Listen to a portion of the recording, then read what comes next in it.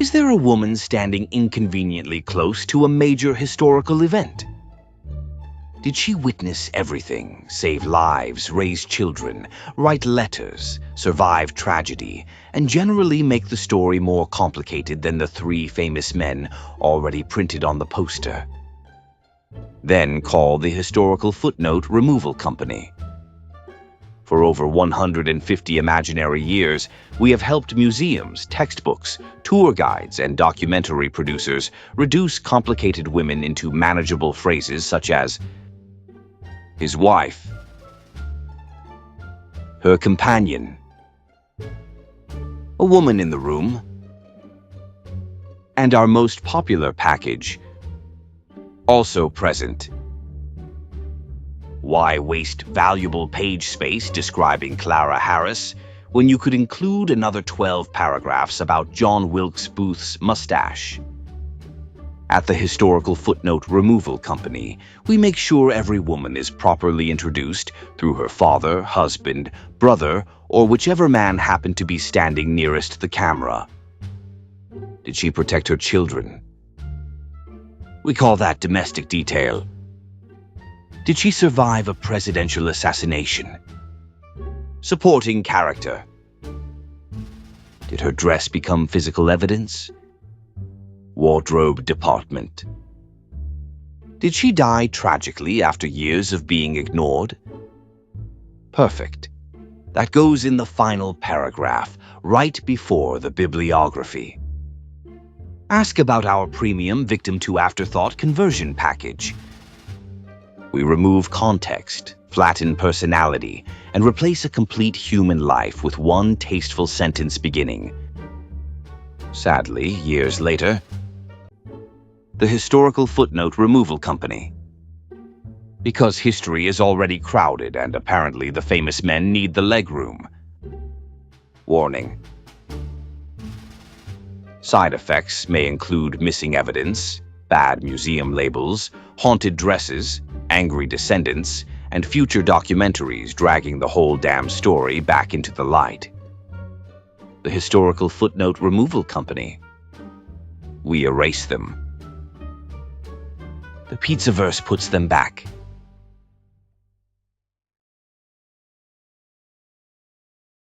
Disclaimer. This documentary is presented for educational, historical, analytical, and seasonally unsettling purposes only. It discusses assassination, war trauma, mental illness, domestic violence, murder, suicide attempts, and the 19th century medical system, which often treated psychological collapse with the scientific sophistication of locking a door and hoping for the best. Historical statements in this program are based on surviving letters, court records, military documents, newspaper reports, family accounts, museum collections, and later historical research. Some details surrounding Clara Harris, Henry Rathbone, the bloodstained dress, the sealed closet, and the alleged hauntings survive primarily through family tradition and local legend. They are identified as such because folklore is not evidence, no matter how dramatically someone whispers it beside a fireplace.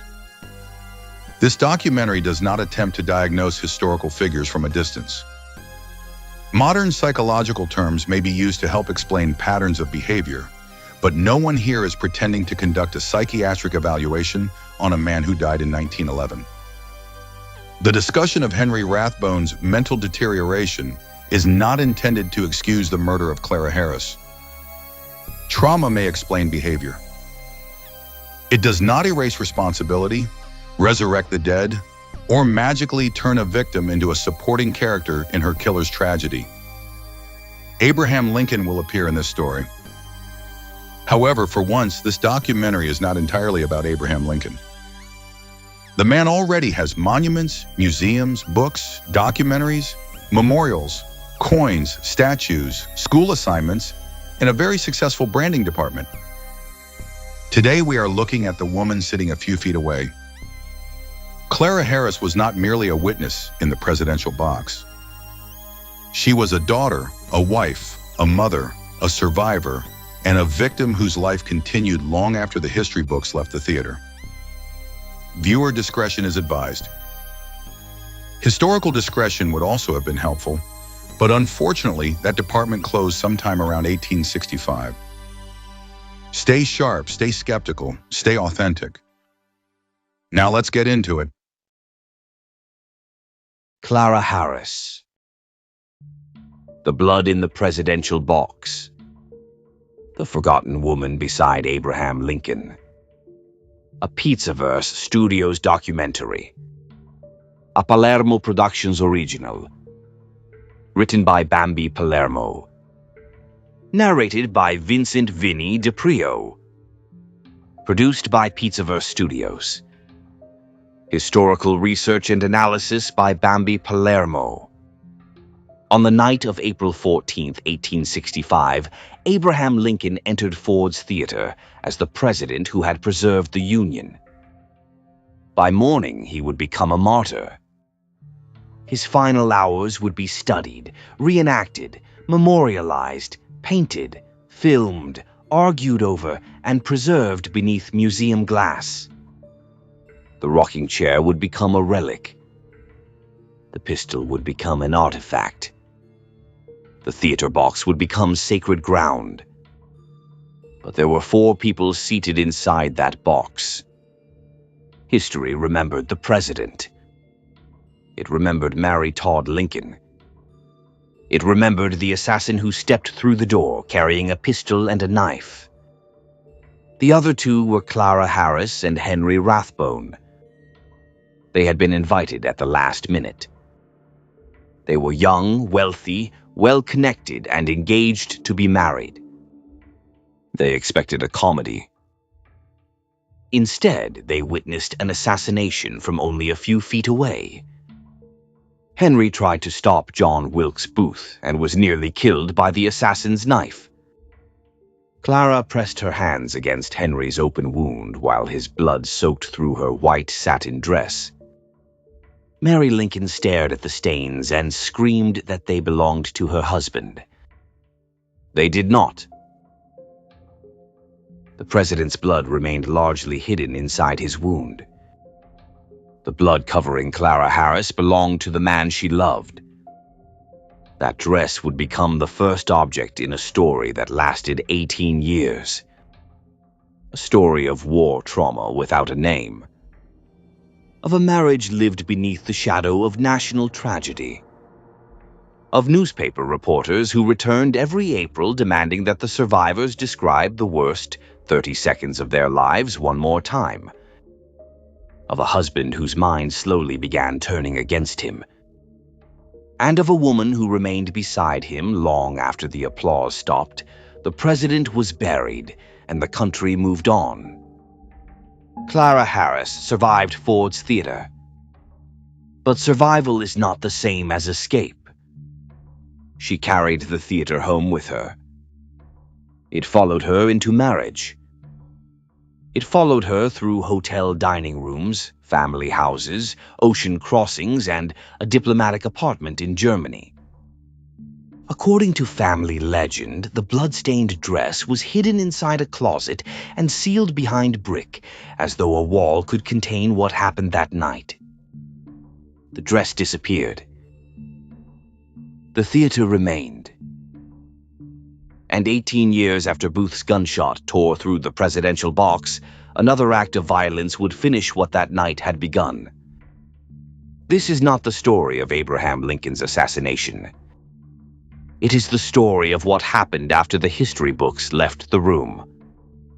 It is the story of Clara Harris, the forgotten woman beside the president, the witness whose dress carried the wrong man's blood, the wife who spent 18 years trying to protect a family from a wound nobody could see, and the woman who stood inside one of the most famous moments in American history, only to vanish almost completely from its memory. The house that made them family. Clara Harris's story did not begin in Washington. It did not begin at Ford's Theater. It began 17 years earlier in Albany, New York, when a widow married a widower and 2 children who were not related by blood found themselves living under the same roof. On August 1st, 1848, Clara's father, Ira Harris, married Pauline Rathbone. Ira was a respected judge, a widower, and the father of 4 children. His first wife, Louisa, had died 3 years earlier. Pauline was also widowed. Her late husband, Jared Lewis Rathbone, had been a wealthy businessman and Albany's first elected mayor. When the 2 households were combined, 6 children became one family.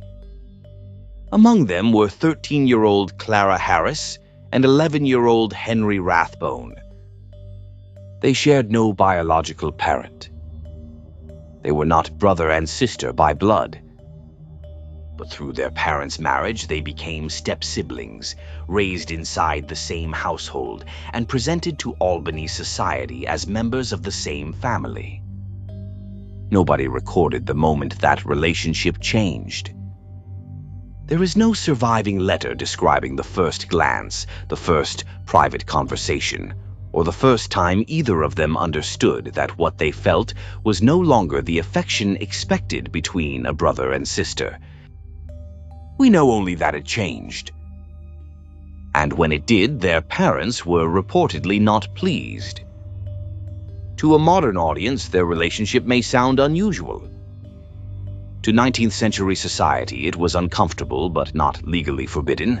They had not grown up together from infancy, and they shared no blood relationship.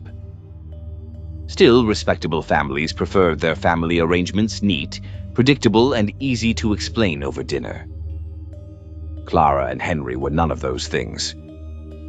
Their engagement came anyway. Then it remained unresolved for years. In the 1850s, an engagement among families of their social standing was not merely a private promise. It was an announcement, a timetable,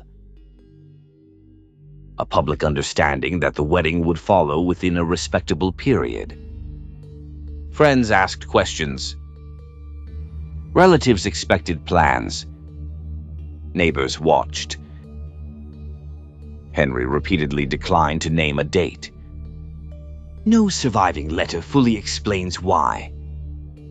Perhaps it was uncertainty of a marriage lived beneath the shadow of national tragedy, of newspaper reporters who returned every April demanding that the survivors describe the worst 30 seconds of their lives one more time, of a husband whose mind slowly began turning against him, and of a woman who remained beside him long after the applause stopped.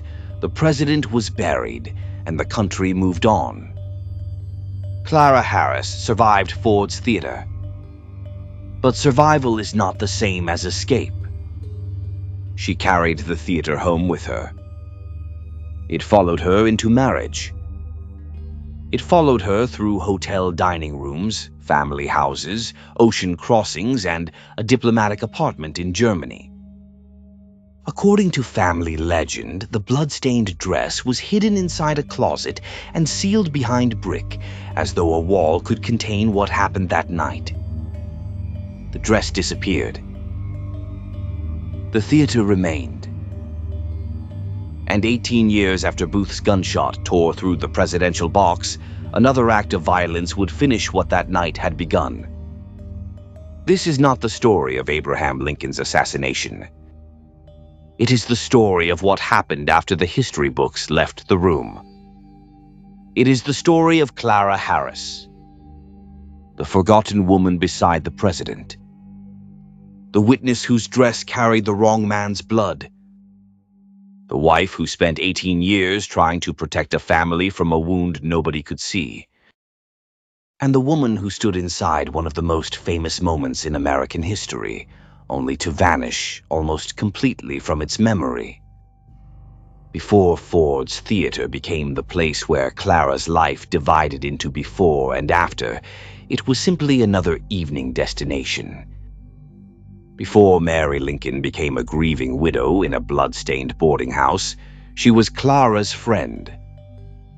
And before Henry Rathbone became the wounded man in the presidential box, he was the boy Clara had grown up beside, the soldier she had waited years to marry, and the man who still had not named a wedding date.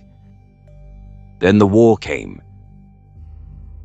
Henry accepted a commission in the United States Army and joined the 12th United States Infantry.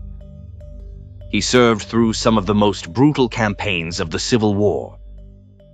Antietam, Fredericksburg, the Wilderness, Spotsylvania Courthouse, Cold Harbor, names that became shorthand for fields filled with bodies. Henry returned from active service without a missing limb or an obvious wound. By the standards of the Civil War, that qualified as fortunate. But physical survival was often mistaken for complete survival.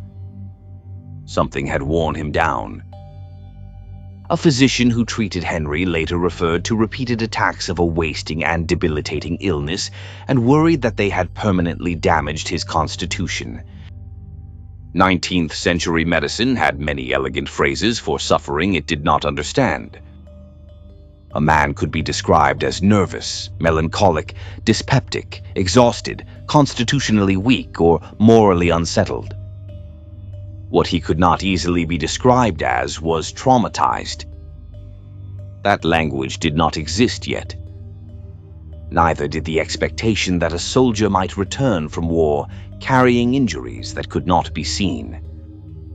Henry was eventually transferred to administrative duty in Washington. He worked in the office of the Provost Marshal General, handling military paperwork only a short distance from the Harris home. It was safe work, respectable work, the kind of position arranged for a well-connected officer whose health had begun to worry the people around him. He was 27 years old, with receding auburn hair and heavy side whiskers. He was decorated, educated, wealthy, and engaged to the daughter of a United States senator. From the outside, his future looked secure. Inside the Harris household, the old uncertainty remained. Clara was now 30. She had waited through family objections, political upheaval, and civil war. Henry had returned. The engagement remained. The wedding date did not. Then, in April 1865, the war seemed to be ending. Robert E. Lee surrendered at Appomattox Courthouse. Washington erupted in celebration. Buildings were illuminated. Crowds filled the streets. Flags hung from windows. After 4 years of casualty lists, military funerals, and national terror, people allowed themselves to believe that the worst was finally over. On April 11th, Mary Lincoln invited Clara to hear the president speak from a White House window. Lincoln addressed the crowd about Reconstruction and the difficult question of how the defeated Southern states would return to the Union. He also spoke cautiously about extending voting rights to some black men, particularly those who had served in the Union Army or received an education. The crowd had come for victory. Lincoln gave them responsibility. Somewhere among the listeners stood John Wilkes Booth. Clara had no reason to notice him. He was one face among thousands. But Booth noticed Lincoln's words. They enraged him. According to witnesses, Booth declared that the speech would be Lincoln's last. Clara returned home that night to the house near 15th and H Streets. She had 3 days left before the most famous assassination in American history would enter her life. 3 days before the president's blood would be mistaken for Henry's. 3 days before a comedy would become a national crime scene. 3 days before the man she had loved since adolescence would be wounded by John Wilkes Booth and trapped inside 30 seconds he could never escape. The house in Albany had made Clara and Henry a family. The war had made Henry a soldier. Washington had placed them beside the president. And history was preparing to put all four of them inside the same box. The last easy night. By April 1865, Washington had begun to breathe again. For 4 years, the capital had lived beneath the pressure of war. Soldiers crowded the streets. Military hospitals occupied hotels, churches, schools, warehouses, and private homes. Wounded men arrived by the thousands. Casualty lists were printed faster than families could absorb them. Every victory carried a body count. Every celebration was followed by another telegram. Then, on April 9, 1865, Robert E. Lee surrendered the Army of Northern Virginia to Ulysses S. Grant at Appomattox Courthouse. The Civil War was not officially over. Confederate armies remained in the field. Fighting continued elsewhere. But everyone understood what Lee's surrender meant. The rebellion was collapsing. The Union had survived. Washington erupted. Buildings were covered in flags. Government offices were illuminated. Crowds filled Pennsylvania Avenue.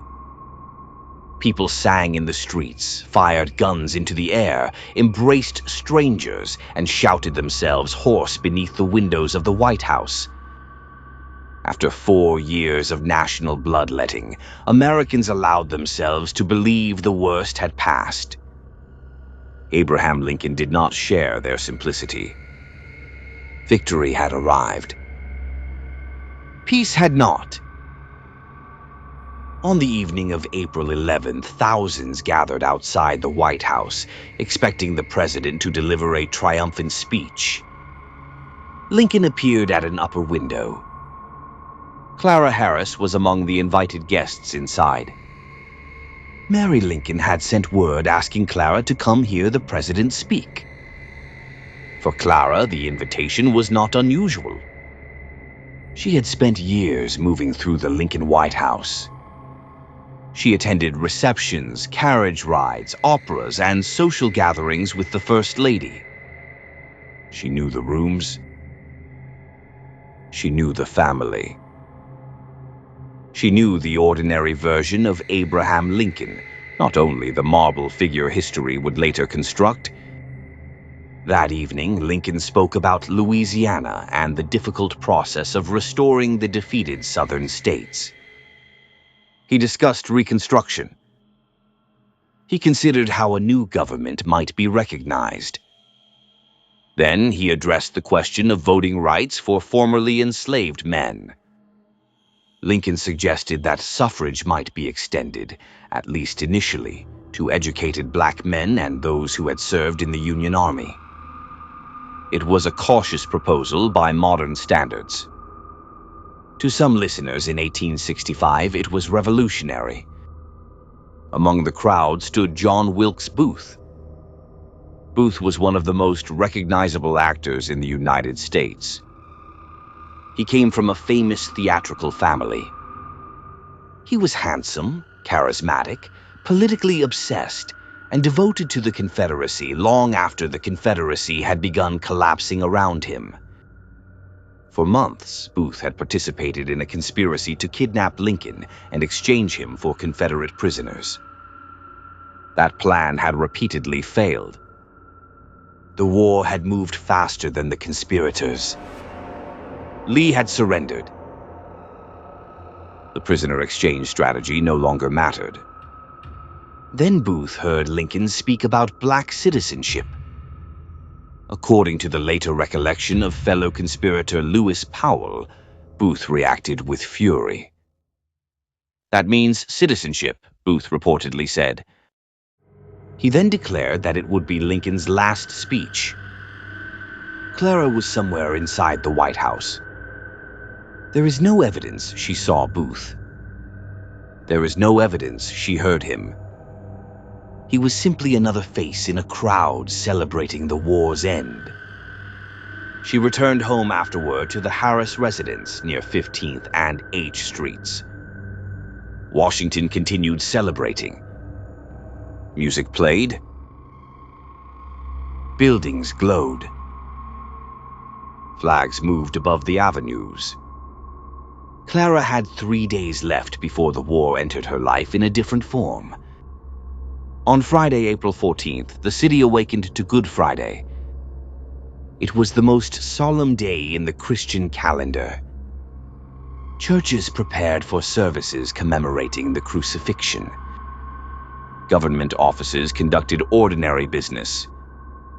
Families made plans for the Easter weekend. At the White House, Abraham Lincoln was in an unusually cheerful mood. He met with members of his cabinet. He spoke with his eldest son, Robert, who had recently returned from military service. He told several people about a dream in which he had traveled rapidly across dark water toward an unknown shore. Lincoln had experienced similar dreams before important military victories. He believed the dream was a good sign. That morning, the newspapers announced that the President and General Grant would attend a performance of the comedy Our American Cousin at Ford's Theater. The announcement was excellent publicity for the theater. It was also useful information for anyone looking for the President. Mary Lincoln began organizing a small party for the evening. The original plan was for General Grant and his wife, Julia, to join the Lincolns. Grant initially accepted. By afternoon, the plan had changed. Julia Grant had no desire to spend the evening with Mary Lincoln, whose relationship with her had become strained. The Grants also wanted to visit their children in New Jersey. They declined the invitation and left Washington by train. Other people were approached.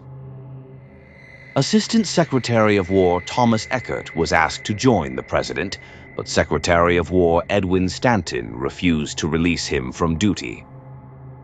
Stanton himself was reportedly invited or encouraged to attend and declined. Other potential guests had plans, obligations, religious concerns, or no interest in spending Good Friday at a comedy. The President of the United States had just won a civil war. He was having trouble finding another couple to attend the theater. By late afternoon, a message was sent to the Harris residence. Clara Harris and Henry Rathbone were invited to join the Lincolns. Clara accepted. There is nothing dramatic about that decision. That is what makes it so cruel. A friend invited her to a play. She said yes. She sent word to Henry. He agreed to accompany her. Someone prepared Clara's white satin dress. Henry dressed in formal military attire. They were not stepping knowingly into history. They were going to the theater. At the White House, Lincoln nearly changed his mind. He was tired. Mary had a headache. The Grants were no longer attending. But the newspapers had announced the President's appearance, and Lincoln did not want to disappoint the public. He also wanted relief. For 4 years, nearly every waking hour had been occupied by war. Casualty reports, political disputes, military failures, cabinet arguments, grieving mothers, demanding senators, men asking for pardons, men asking for executions, men asking for jobs. That night, Lincoln wanted to laugh. The Lincolns collected Clara and Henry in their carriage. The presidential party arrived at Ford's Theater at approximately 8:30. The performance had already begun. When the audience realized the president had entered, the actors paused. The orchestra played "Hail to the Chief." The crowd rose. People applauded and cheered as Lincoln, Mary, Clara, and Henry entered the decorated presidential box above the stage. For one brief moment, it was a victory celebration. The president stood before a theater full of citizens who believed he had saved the country. Lincoln acknowledged them, then he sat down. The presidential box was created by removing a partition between two smaller boxes. Flags and bunting had been arranged around the railing. A portrait of George Washington hung nearby. The decorations gave the space a ceremonial appearance. They also concealed parts of the box from the audience below. Lincoln sat near the outer portion of the box in an upholstered rocking chair borrowed from the theater manager's private quarters. Mary sat beside him. Henry occupied a sofa farther inside. Clara sat near him. The four formed two couples, the President and First Lady, the young major and the senator's daughter. Lincoln was 56, Mary was 46, Clara was 30, Henry was 27. The play resumed. Our American Cousin was a popular English comedy about an awkward American who travels to Britain and disrupts the life of an aristocratic family. The jokes relied on misunderstandings, social class, exaggerated accents, and the spectacle of British respectability being invaded by American bluntness. Lincoln had seen the play before. He enjoyed theater. He enjoyed comedy. He enjoyed being briefly allowed to sit in a dark room while somebody else carried the story. Outside, Washington remained crowded with soldiers and celebration. Inside, the audience laughed. For nearly 2 hours, nothing happened. That detail matters. History often compresses the evening into a pistol shot. But Clara and Henry did not experience it that way. They sat through scene after scene. They listened to dialogue. They watched actors cross the stage. They heard the audience respond. They spoke quietly. They shifted in their seats. They expected to leave the theater, return home, and perhaps discuss the performance over breakfast. At some point during the evening, Mary Lincoln took her husband's hand. She reportedly whispered, "What will Miss Harris think of my hanging on to you so?" Lincoln answered, "She won't think anything about it." Those are believed to have been the final words Abraham Lincoln spoke. They were not a proclamation. They were not a message to the nation. They were the private words of a husband reassuring his wife that their young friend would not judge them for holding hands. Clara was seated only a few feet away.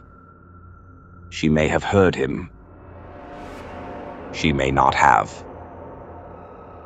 Behind the presidential box was a narrow passage accessed through an outer door.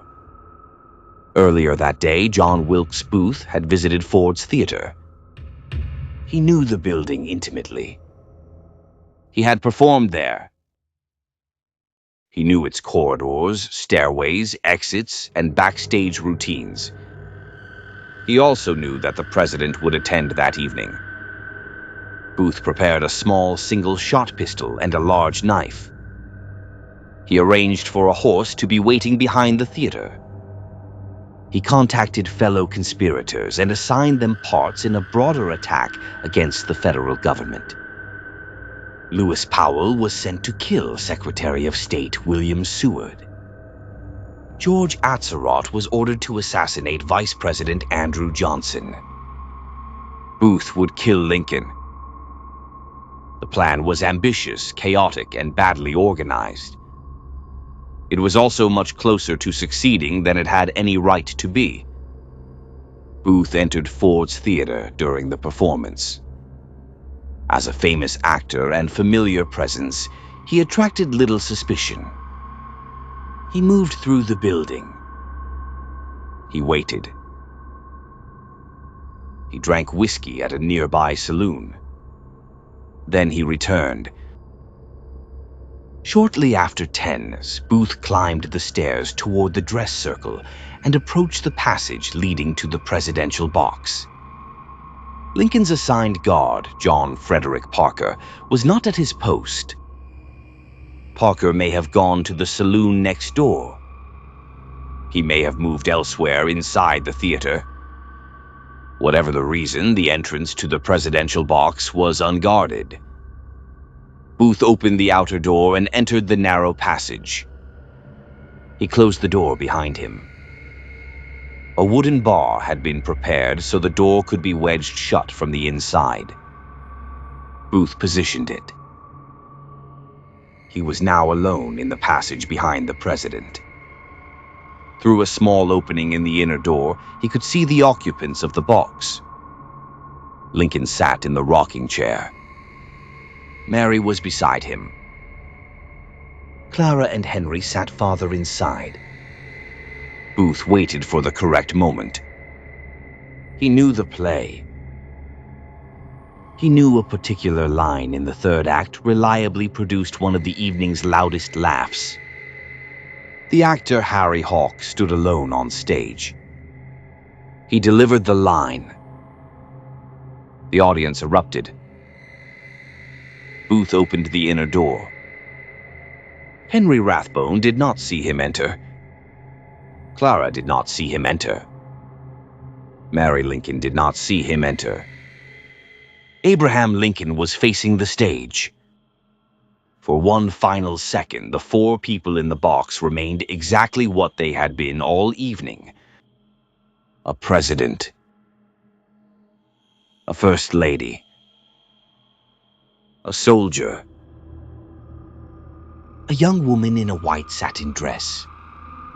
Then John Wilkes Booth stepped forward with a pistol in his hand. And the last easy night.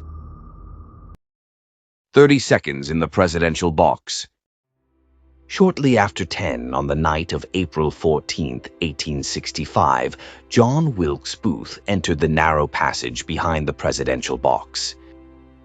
He closed the outer door. He placed a wooden bar against it, preventing anyone in the theater from entering quickly. Then he waited. Booth knew the play being performed on stage. He knew the actors. He knew the timing. Most importantly, he knew that one particular line in the third act of Our American Cousin always produced a loud burst of laughter. He intended to use that laughter to hide the sound of the gunshot. Inside the box, Abraham Lincoln sat facing the stage. Mary Lincoln sat beside him. Clara Harris and Henry Rathbone were seated farther inside. None of them saw Booth approach. For nearly 2 hours they had watched a comedy. They had listened to the audience laugh. They had spoken quietly among themselves. They believed the danger was over. The war had been won. Washington was celebrating. The president was safe inside a crowded theater surrounded by citizens who adored him. Then actor Harry Hawk delivered the line Booth had been waiting for. The audience erupted in laughter. Booth opened the inner door. He stepped behind the president and raised a small single-shot pistol. The barrel was only inches from the back of Lincoln's head. Booth fired. The laughter swallowed part of the sound. Some people in the theater heard a sharp crack. Others thought a piece of scenery had fallen. A few assumed the noise belonged to the performance. Inside the box, everything changed at once. Lincoln slumped forward in the rocking chair. Mary turned toward him. Smoke filled the enclosed space. Henry Rathbone looked up and saw a man standing where no man had been a moment earlier. Booth dropped the pistol and moved toward the railing. Henry reacted immediately. In the statement he later gave under oath, he described his response plainly. "I instantly sprang toward him." Henry seized Booth. For one brief moment, the assassin was trapped. Booth twisted around and pulled a large knife. Henry raised his left arm to protect himself. The blade entered near the elbow and tore upward toward the shoulder. It cut through muscle and opened an artery. One surgeon later described the wound as extending nearly to the bone. Blood poured down Henry's sleeve. He continued fighting. Booth broke free and climbed over the railing. Henry reached for him again and caught part of his clothing. The grip was not enough.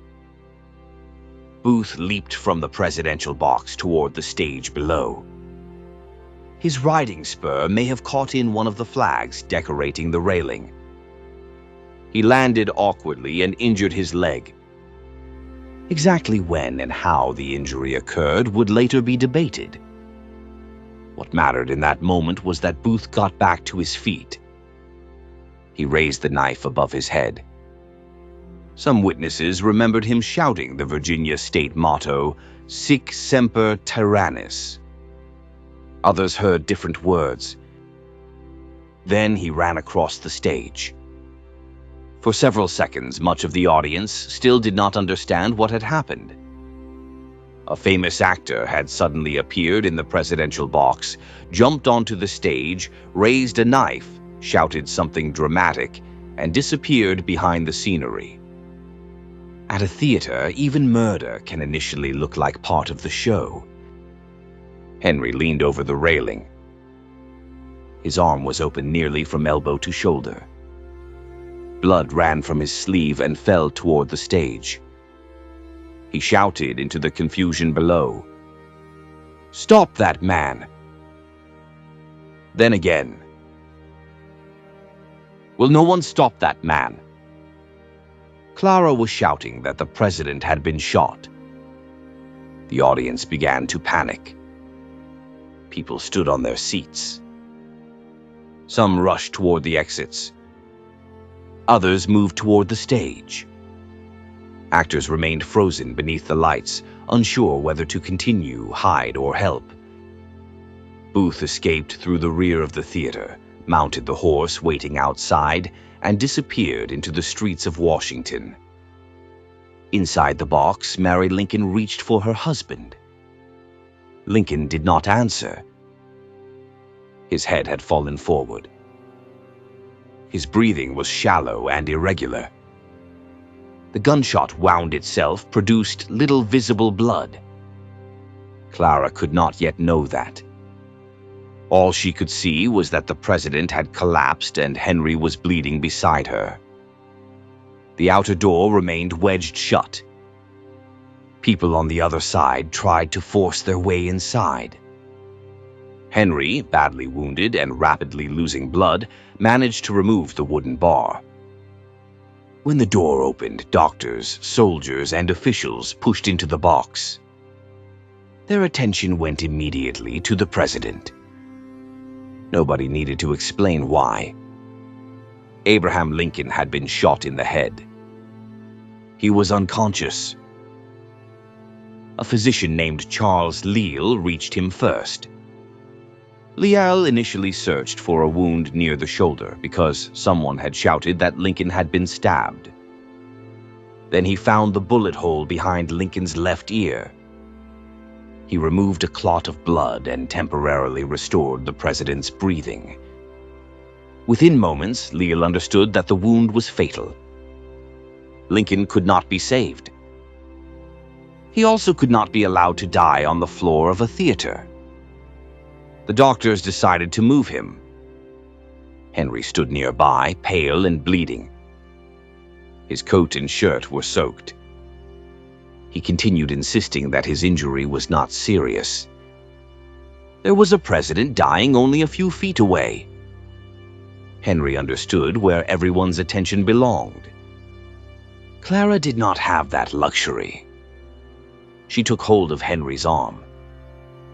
She pressed her hands against the wound. She tried to slow the blood with whatever cloth she could reach. The white satin dress absorbed it.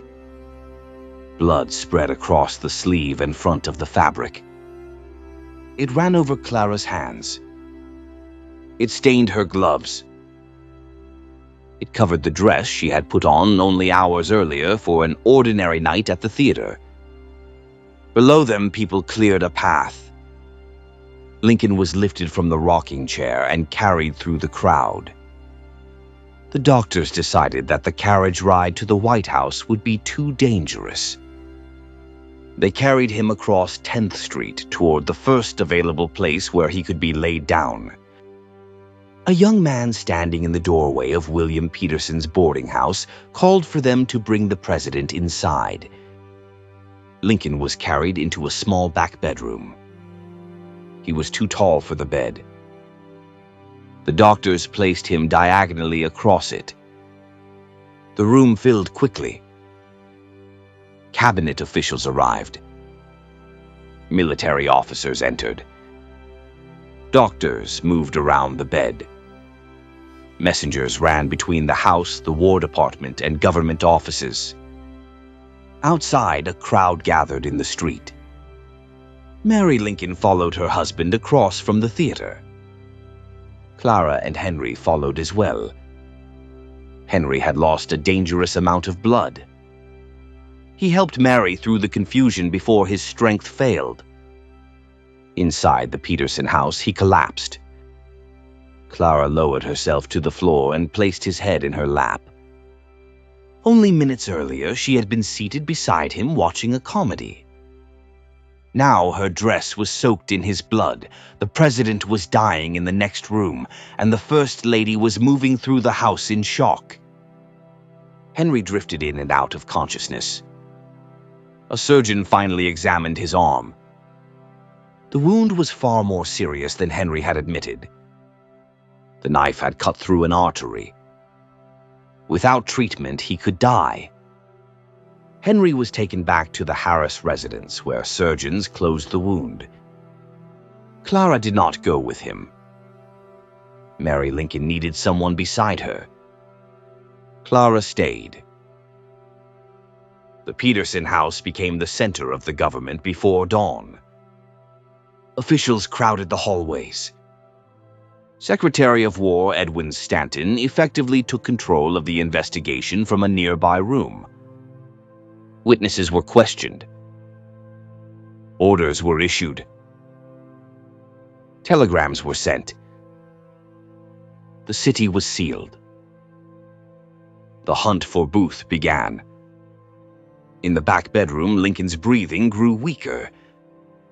Mary was repeatedly brought in to see him and then led away when her grief became overwhelming. Clara remained near her. 11 days later, Clara described the night in a letter to a friend. What she remembered most clearly was Mary Lincoln staring at the blood covering Clara's dress. "Poor Mrs. Lincoln," Clara wrote, "all through that dreadful night would look at me with horror and scream, 'Oh, my husband's blood, my dear husband's blood.'" Mary believed the blood on Clara belonged to Lincoln. It did not. The president's wound had bled mostly inside his skull. Almost every visible drop on Clara's dress belonged to Henry Rathbone. Clara had not known that while it was happening. Nobody had stopped to explain. There had been a gunshot. A knife. Smoke. Screaming. A president carried across the street. A wounded soldier collapsing into her lap. Only later could the blood be separated into ownership. At 7:22 on the morning of April 15th, Abraham Lincoln died. The people gathered around the bed became witnesses to a national transformation. The president, who had entered Ford's Theater the previous evening, became the first American president to be assassinated.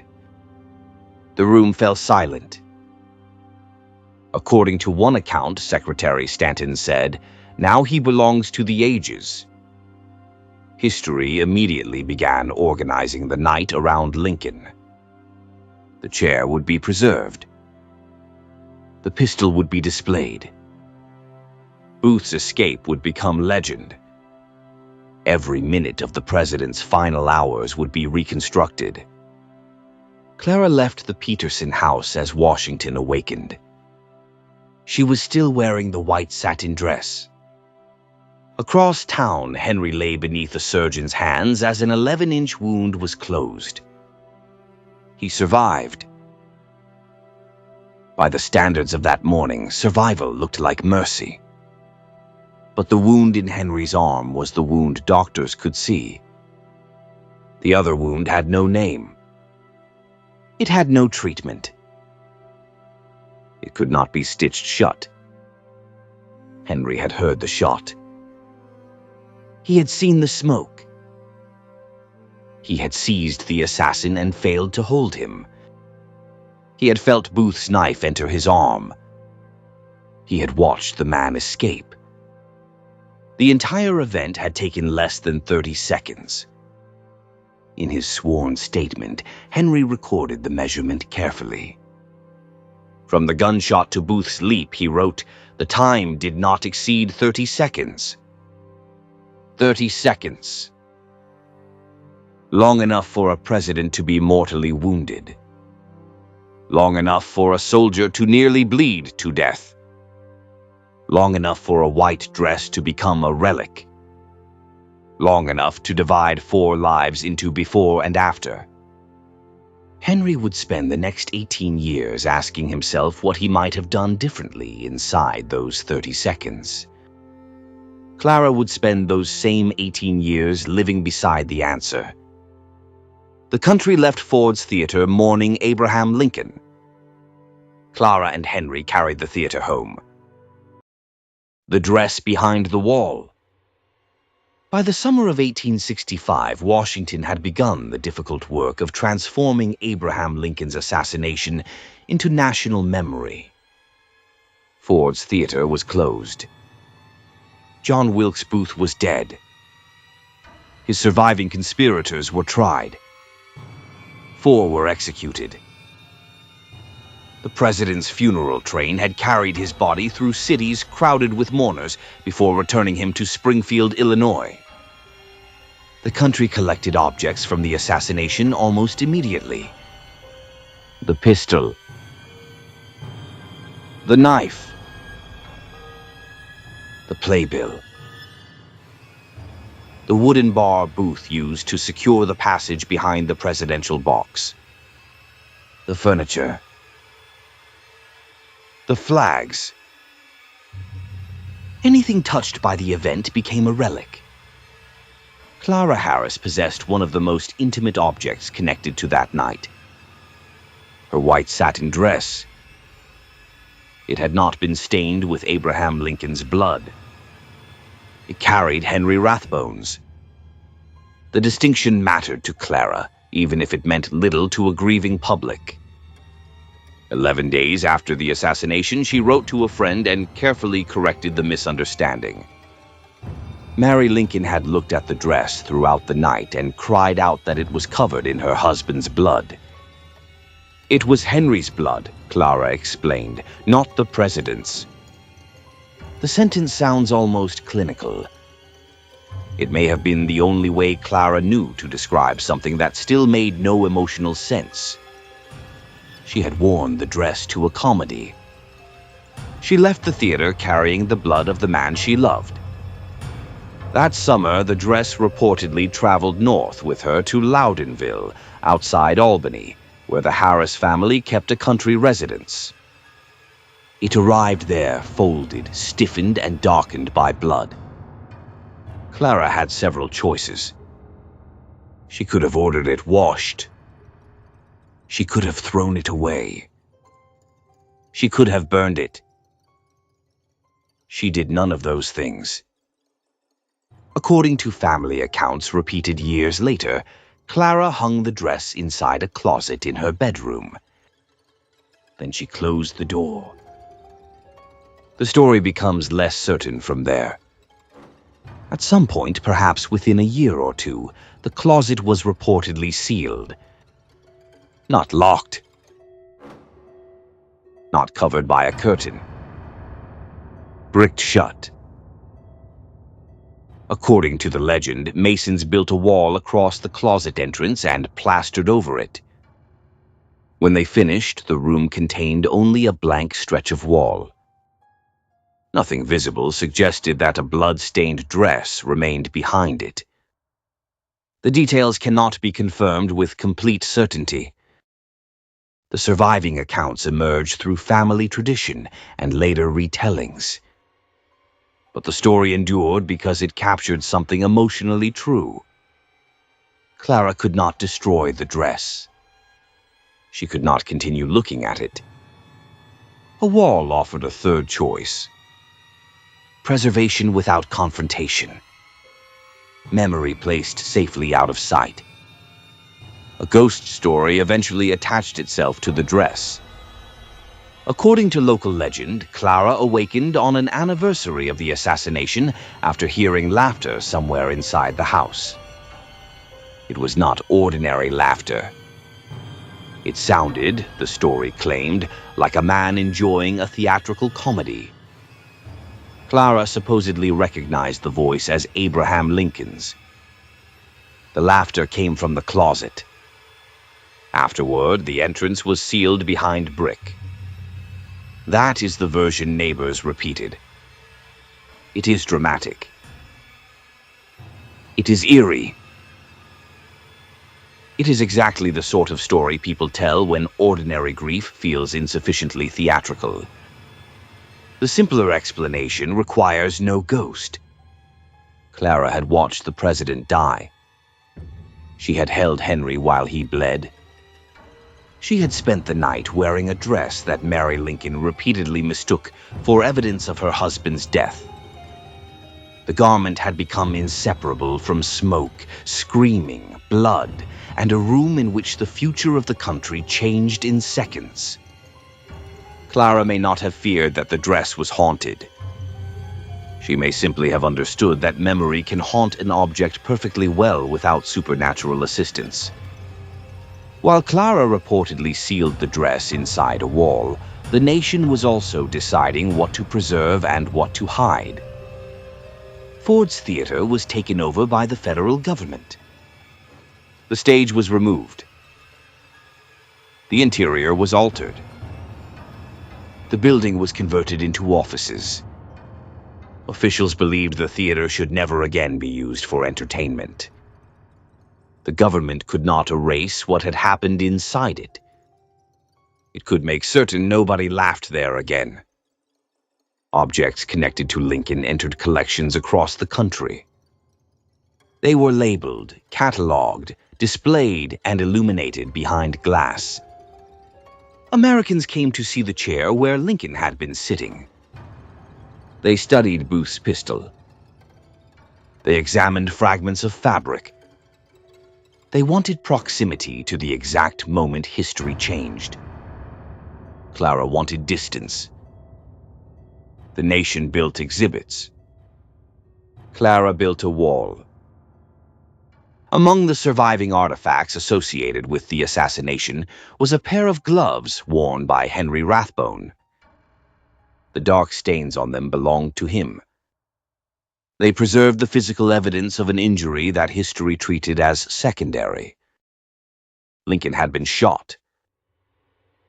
Henry had merely been stabbed almost to the bone while trying to stop the assassin. That was how the hierarchy of tragedy worked. The president became a martyr. Mary Lincoln became the grieving widow. Booth became the infamous villain. Henry became the wounded officer in the corner. Clara became the young woman whose dress happened to be stained. History had assigned everyone a role before the blood was dry. Henry recovered physically from Booth's knife. The wound was approximately 11 inches long. Surgeons closed it. The artery healed. His strength returned. He survived. The language of survival is generous. It assumes remaining alive is the same thing as escaping what happened. Henry had fought in some of the Civil War's worst battles. He had survived Antietam, Fredericksburg, the Wilderness, Spotsylvania, and Cold Harbor. He had returned without a visible battlefield wound. Then, during a comedy in Washington, he was nearly killed only a few feet from the president. He had tried to seize Booth. He had failed to hold him. He had watched the assassin leap from the box and escape. Those 30 seconds became the central measurement of his life. Could he have reacted sooner? Could he have held Booth more tightly? Could he have stopped the gunshot? Could he have prevented the assassin from reaching the railing? The questions were useless. They were also permanent. Nobody around Henry possessed adequate language for what repeated exposure to violence could do to a person. 19th century physicians could describe physical exhaustion, nervous collapse, melancholy, constitutional weakness, or derangement. They could prescribe rest, travel, fresh air, diet, isolation. They could not reliably explain why a decorated soldier might continue living inside a room he had already left. Henry insisted that he was all right. His arm had healed. He had survived. The country wanted survivors to be grateful and heroes to remain composed. Henry attempted to be both. Clara remained beside him. She had waited years for him before the assassination. She continued waiting afterward. Their engagement had already survived family objections, war, illness, uncertainty, and time. Now it carried the weight of Ford's theater. They married on July 11, 1867. Clara was nearly 33. Henry was 30. The wedding came more than 2 years after the assassination, and almost 2 decades after their parents had first brought them together under the same roof. For a time, their life appeared stable. They had money. They had social standing. They had family connections. They had a country home outside Albany and access to the political world of Washington. Most importantly, they had children. Their first son, Henry Rathbone, was born in 1870. Gerald Lawrence followed in 1871. Their daughter, Clara Pauline, was born in 1872. For several years, the family created the appearance of an ordinary, prosperous household. Children played on the grounds at Loudonville. Letters were written. Visitors came. Meals were served. The rhythms of domestic life placed days and seasons between the family and Ford's theater.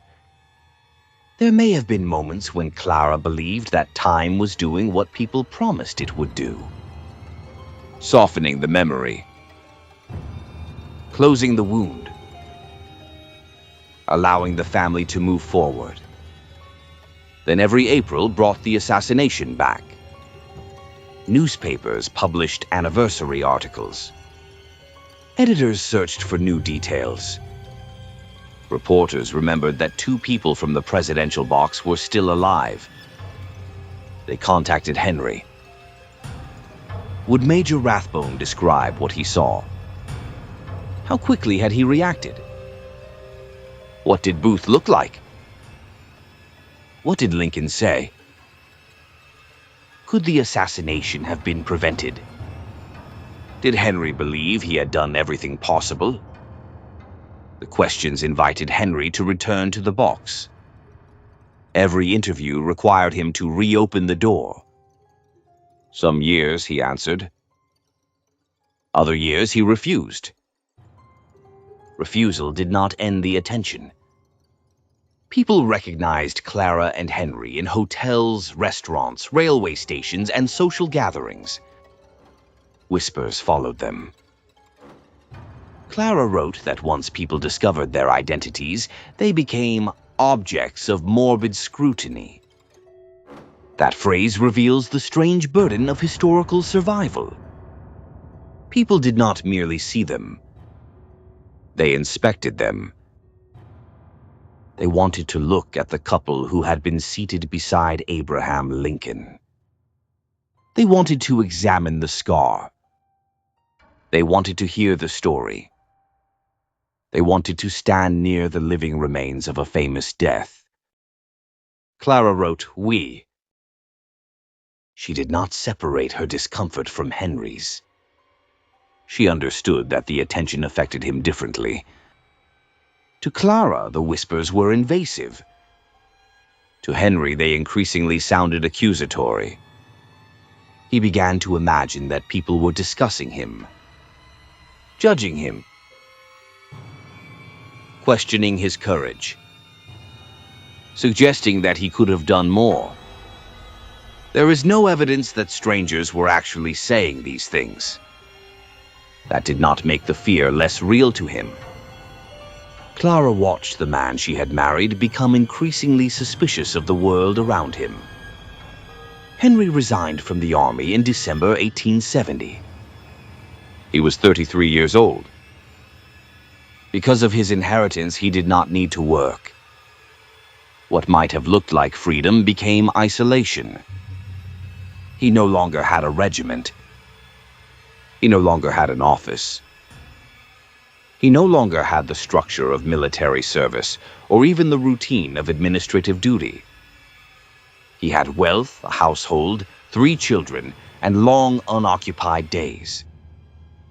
Time gave memory room to expand.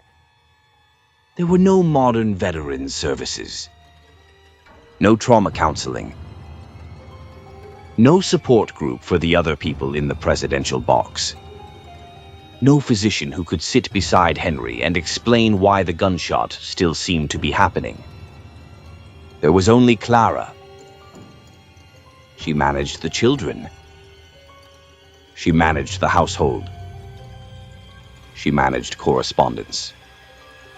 She managed social appearances. Increasingly, she managed Henry. There is no surviving record of Clara making a public complaint. There is no letter in which she announces that the marriage has become unbearable. What survives is the quieter evidence. Her observations. Her concern. Her attempts to interpret Henry's behavior without humiliating him. She protected him even in private correspondence. She described what he imagined, but rarely condemned him for imagining it. She had become the keeper of the family's invisible wound. The oldest child, Henry Riggs, grew up inside this atmosphere. If the story of the sealed closet is true, he would have known something was wrong with the architecture of his mother's bedroom. Children understand rooms before they understand family secrets. He would have seen the stretch of wall where a door should have been. He may have been told not to ask. He may have overheard adults discussing the dress. He may have understood only that something connected to Ford's Theater had been sealed inside the house. The country kept the assassination in museums. The Rathbone children lived with it behind plaster. For several years, the family remained together. They traveled. They appeared in society. They raised their children. From the outside, they remained the respectable daughter of a senator and the decorated officer who had tried to stop John Wilkes Booth. Inside the marriage, Henry's condition slowly worsened. The scar on his arm remained visible. The deeper injury did not. Clara had survived the presidential box. She had survived the blood, the smoke, the screaming, and the night inside the Peterson house. Now she faced a slower emergency. There was no single gunshot to announce it. No audience. No doctors rushing through a door. Only a husband becoming more suspicious, more isolated, and more convinced that the world was watching him. The blood-stained dress remained hidden. The marriage continued. The man who never left the box. For several years, Clara Harris and Henry Rathbone appeared to have survived. They married. They had children. They traveled. They maintained homes, attended social functions, answered letters, and moved through the world with the privileges of wealth and family connections. From the outside, they looked like people who had endured a terrible event and continued living. That was the story society preferred. Henry Rathbone had survived John Wilkes Booth's knife. Clara Harris had survived the blood and confusion of Ford's Theater. They had married, built a household, and moved forward. The phrase "moved forward" is one of history's favorite lies. It usually means the witnesses remained alive long enough for everyone else to stop asking what happened to them. Every April, the assassination returned. Newspapers published anniversary articles. Editors reconstructed Booth's movements. Writers described Lincoln's final hours. Illustrations appeared of the presidential box, the pistol, the knife, the leap to the stage, and the dying president carried across 10th Street. Eventually, reporters arrived at the two living people who had been seated beside him. Letters came asking Henry to describe the attack. What had he seen? How quickly had he reacted? What words had Booth shouted? Could Henry have prevented the assassination? Did he regret anything? Was there a moment when he might have acted sooner? The questions were presented as historical inquiry. To Henry, they became accusations. He had already answered them under oath. He had explained that he sprang toward Booth immediately. He had shown the scar left by the knife. He had nearly bled to death trying to stop the assassin. None of that prevented the questions from returning. The country wanted the story repeated. Henry heard a trial that never ended. Every anniversary placed him back inside the presidential box. Every question asked him to measure his response again. Could he have moved faster? Could he have held Booth longer? Could he have reached the president before the pistol fired? Could 30 seconds have been enough? The answer was always the same. No. The mind does not always accept the answer simply because the evidence does. Clara watched the anniversary coverage affect him. She watched him read meaning into headlines, questions, glances, and whispers. When strangers recognized them, Henry assumed they were discussing his conduct at Ford's Theater. When people lowered their voices, he believed they were criticizing him. When a journalist requested an interview, Henry heard the suggestion that he had failed. Clara described the attention in a letter.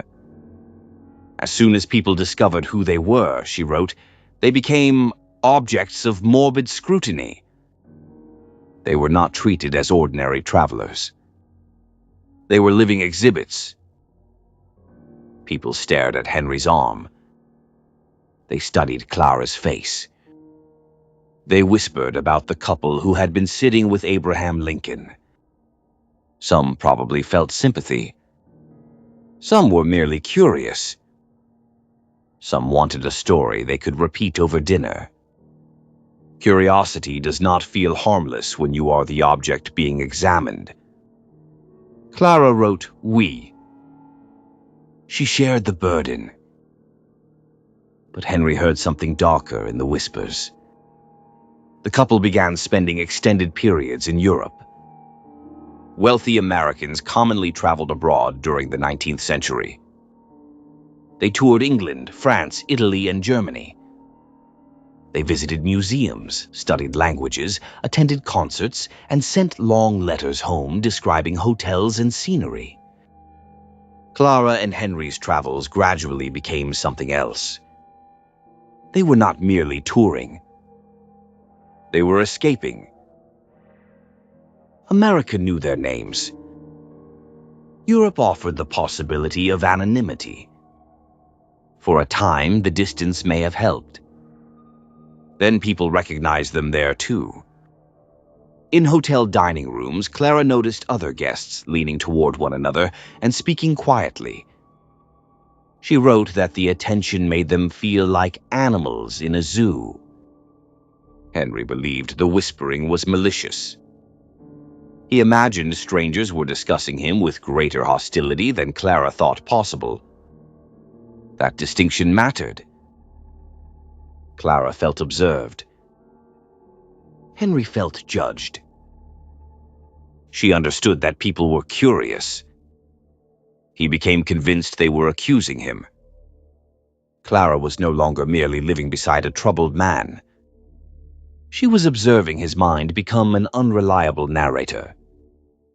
19th century medicine did not offer her much help.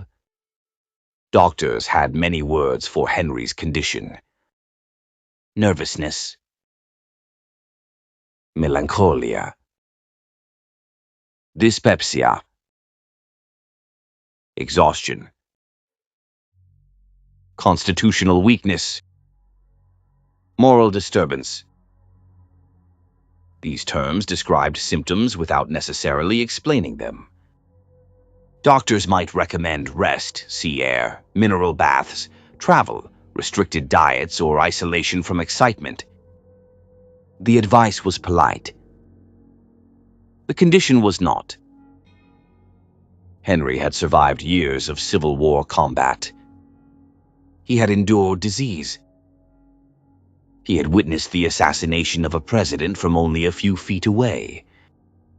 He had fought Booth in an enclosed theater box.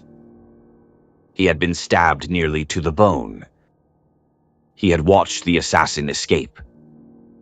He had spent years being asked whether he could have prevented it. Today, those experiences would immediately raise questions about combat trauma and post-traumatic stress. Henry's physicians did not have that language. Neither did Clara.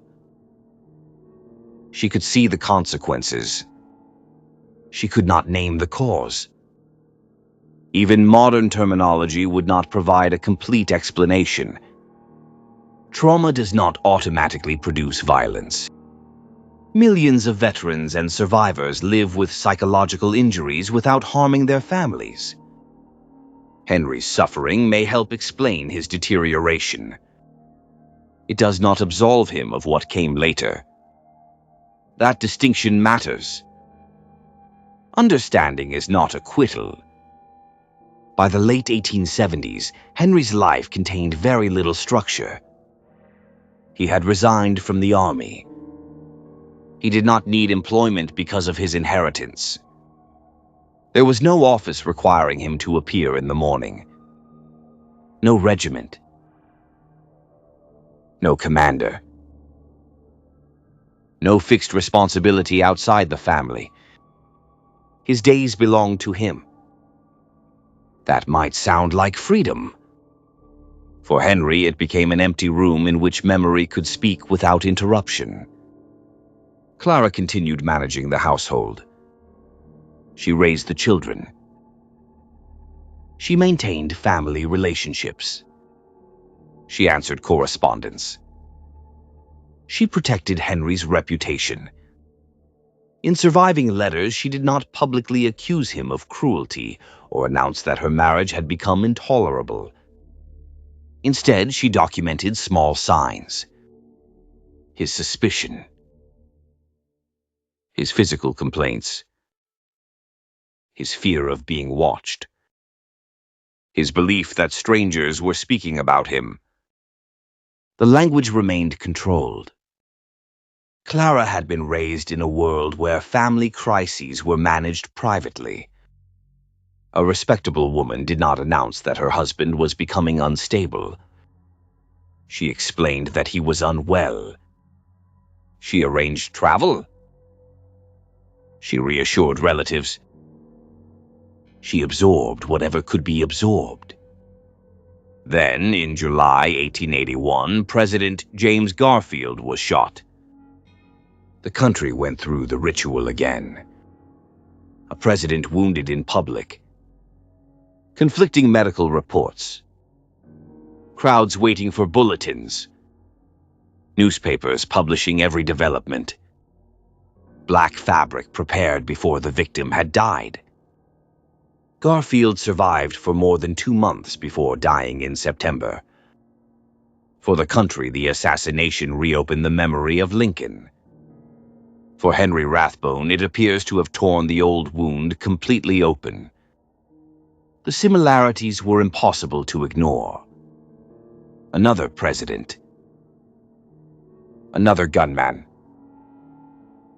Another nation waiting beside a deathbed. Another flood of newspaper coverage. Another reminder that Henry had once been only a few feet away when history became violence. His condition worsened rapidly. He complained of severe pain in his head. He became increasingly suspicious of Clara. He accused her of planning to leave him. He believed she intended to take the children. Relatives observed that he sometimes spoke about himself with a strange emotional distance, almost as though describing another man. He admitted that he was afraid of himself. That may have been the clearest warning anyone received. He did not like Clara sitting near windows. He did not want her left alone in certain rooms. He watched her movements. The explanations he offered were confused and irrational. Clara stayed. Leaving would not have been simple.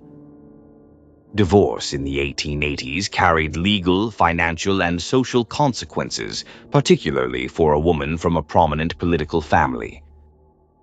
A public separation would have invited scandal.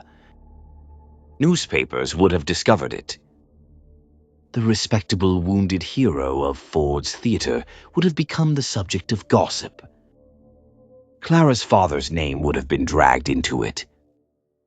The children could have become part of a custody dispute, governed by laws that offered mothers far less protection than modern audiences might assume. There was also love. Clara had known Henry since adolescence. She had waited years to marry him. She had held his wounded arm inside the presidential box. She had sat with his head in her lap while he lost blood. She had built a family with him. Leaving would have meant accepting that the man she loved might no longer be safe. It would also have meant abandoning someone she believed was sick. Whatever else the surviving record tells us, it tells us Clara did not abandon people easily. She had remained with Mary Lincoln while the president died. She remained with Henry as his mind deteriorated. She managed him quietly, competently, almost entirely alone. In 1882, the federal government offered what appeared to be a solution. President Chester A. Arthur appointed Henry Rathbone as the United States consul in Hanover, Germany. The appointment was respectable. It gave Henry an official position. It offered structure, purpose, and distance from the American attention surrounding Ford's Theater. It may have appeared ideal. There was only one problem. Henry was already deeply unwell. The appointment was almost certainly influenced by family connections, and Henry's reputation as the wounded hero who had tried to stop Booth. There is little evidence that anyone in Washington carefully evaluated whether he was psychologically fit to serve abroad. No official appears to have asked Clara whether she believed the move was safe. The government saw a decorated officer in need of a dignified post. Clara saw the man she lived with. The distinction was enormous. Nevertheless, the appointment was accepted. Clara prepared the family to move. She packed clothing, household belongings, correspondence, and whatever objects 3 children believed essential when crossing an ocean. The children were approximately 12, 11, and 10. They were old enough to understand that the family was leaving America. They were not old enough to understand why. The journey placed thousands of miles between Clara and the relatives who knew Henry's condition. It removed her from familiar doctors. It separated her from the household networks that might have offered help. In Hanover, she would be the wife of an American consul. She would be expected to manage a formal residence, receive visitors, represent the United States socially, and maintain the appearance of a functioning diplomatic household. She would also be living in a foreign country with a husband whose behavior frightened her. Clara packed anyway. Women of her generation were praised for endurance until endurance became fatal. The family reached Hanover in the autumn of 1882. The city was orderly, respectable, and unfamiliar. Clara did not speak German fluently. The children entered a strange environment. Henry took up his consular position. For a brief period, the new duties may have given his day's structure. It did not last. His condition continued to deteriorate. He withdrew. He became more suspicious. He accused Clara of planning to leave him and return to America with the children. Members of Clara's family began discussing whether the children should be sent home. No final arrangement was made. Family disasters rarely wait for the paperwork. By the end of 1883, the American consul's household had stopped functioning normally. Henry went out less frequently. His official responsibilities became increasingly difficult to perform. Clara maintained appearances as long as she could. She managed the children. She managed the servants. She managed correspondence with relatives across the Atlantic. She managed a man who had begun openly accusing her of betrayal. Then Henry bought a revolver. There were warning signs everywhere. The problem with warning signs is that they become obvious only after the event they were warning about. Beforeward, each one can be explained. A troubled veteran. A nervous husband. A difficult marriage. A respectable family handling a private illness. A government appointment intended to provide purpose. A wife hoping that distance, duty, and time might restore the man she remembered. Clara knew Henry was becoming dangerous. At least one surviving account suggests she told someone that she was frightened of him. Still, she remained in Hanover. She had 3 children to protect. She had a husband she believed was ill. She had a public role to maintain. She had relatives an ocean away. And she had spent 18 years learning how to make catastrophe look manageable. Ford's Theater had taught Clara what happened when danger entered a room. The gunshot came first. Then confusion. Then blood. Then everyone turned toward the most important person present. In Hanover, there would be no audience. No doctors waiting in the theater. No soldiers outside the door. No president whose suffering outranked everyone else's. There would be only Clara, Henry, 3 children, a revolver, and a family preparing for Christmas. Henry Rathbone had left Ford's Theater 18 years earlier. But Ford's theater had never left Henry. Christmas Eve in Hanover. By December 1883, Clara Harris had spent 18 years containing disasters. She had pressed her hands against Henry Rathbone's open wound while Abraham Lincoln lay dying only a few feet away. She had calmed Mary Lincoln through a night of screaming and confusion. She had preserved Henry's reputation while his mind deteriorated. She had managed the household, protected the children, answered relatives, reassured acquaintances, and maintained the appearance of a respectable marriage. Clara had become very good at making catastrophe look manageable. It was a skill that had kept the family together. It was about to cost her everything. The Rathbones had been living in Hanover for more than a year. Henry's appointment as United States consul had been intended to restore purpose and stability to his life. Instead, his condition had worsened. He became increasingly suspicious. He accused Clara of planning to abandon him. He believed she intended to take the children back to America. He complained of pains in his head. He spoke of himself with strange detachment. At least once he admitted that he was frightened of what he might do. Then he purchased a revolver. There were discussions within Clara's family about sending the children home. Nothing had been finalized. No ship had been booked. No permanent arrangements had been made. Christmas arrived first.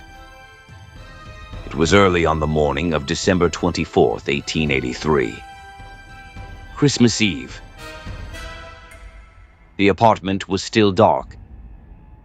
3 children slept inside it. Henry Riggs was 13 years old.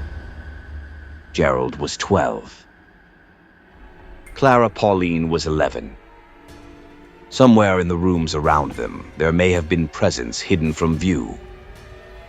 There may have been ribbons, packages, sweets, or plans for the following morning. Ordinary preparations continued even inside families that were quietly falling apart. Clara's sister Louise was staying with them. That detail matters. Most of what can be reconstructed about the final moments of Clara Harris survives because Louise was nearby and later described what she heard and saw. Henry had either awakened before dawn or had never gone to sleep. He left the bedroom and moved through the apartment. Then he started toward the room where the children were sleeping with their nurse. His intentions are impossible to know with certainty. Later accounts suggested that he wanted to see the children. Clara understood enough to intervene. She reached Henry before he entered their room. She instructed the nurse to secure the children's door. Then Clara turned Henry away. There is no surviving transcript of their conversation. No one recorded the exact words she used. We know only what she did. She moved Henry away from the children. She walked with him down the passage. She led him back toward the bedroom they shared. Then the door closed behind them. That decision took only seconds. Clara could have run. She could have shouted for the servants. She could have allowed the confrontation to unfold in the hallway, with doors opening and frightened children appearing. Instead, she placed herself between Henry and the rest of the household. She moved the danger away from her children. Then she entered the room with it. History remembers Clara Harris as the woman who happened to be sitting in the presidential box when Abraham Lincoln was shot. As though the defining moment of her life was something that happened to her while she watched a play. This was the defining act of Clara's life. Nobody saw it. There was no audience, no stage lighting, no orchestra, no president, only a mother in a dark apartment, guiding a dangerous man away from her children and closing the door behind them. Louise heard Clara scream. Then she heard gunshots. The bedroom door was locked. Louise called for help. She and a servant tried to enter. When the door was finally forced open, they found a room filled with blood. Clara had been shot. Henry had also attacked her with a knife. He had then turned the knife and revolver on himself. Clara was still alive, but only briefly. According to later reports, she spoke once more. "He has killed us both at last." Not, "He has killed me." "He has killed us both." The sentence sounds almost like a verdict. Henry had destroyed the marriage. He had destroyed the family. He had destroyed whatever remained of the two young people who once lived together in Albany and waited years to be married. Then came the final words. At last. 2 words carrying 18 years. 18 years since the pistol fired behind Abraham Lincoln. 18 years since Booth's knife opened Henry's arm. 18 years since Clara's white dress absorbed the blood. 18 years of anniversaries, questions, newspaper articles, whispers, suspicions, illnesses, accusations, and attempts to make an increasingly dangerous situation appear survivable. At last. Clara Harris died on Christmas Eve. She was 49 years old. Henry remained alive. The man who had survived Civil War battlefields, disease, Booth's knife, and years of psychological collapse also survived his own wounds. Police officers entered the apartment. Henry was disoriented and agitated. He claimed there had been intruders inside the room. He said people had been hiding behind the pictures on the walls. He insisted they had emerged and attacked Clara. He claimed that he had tried to stop them.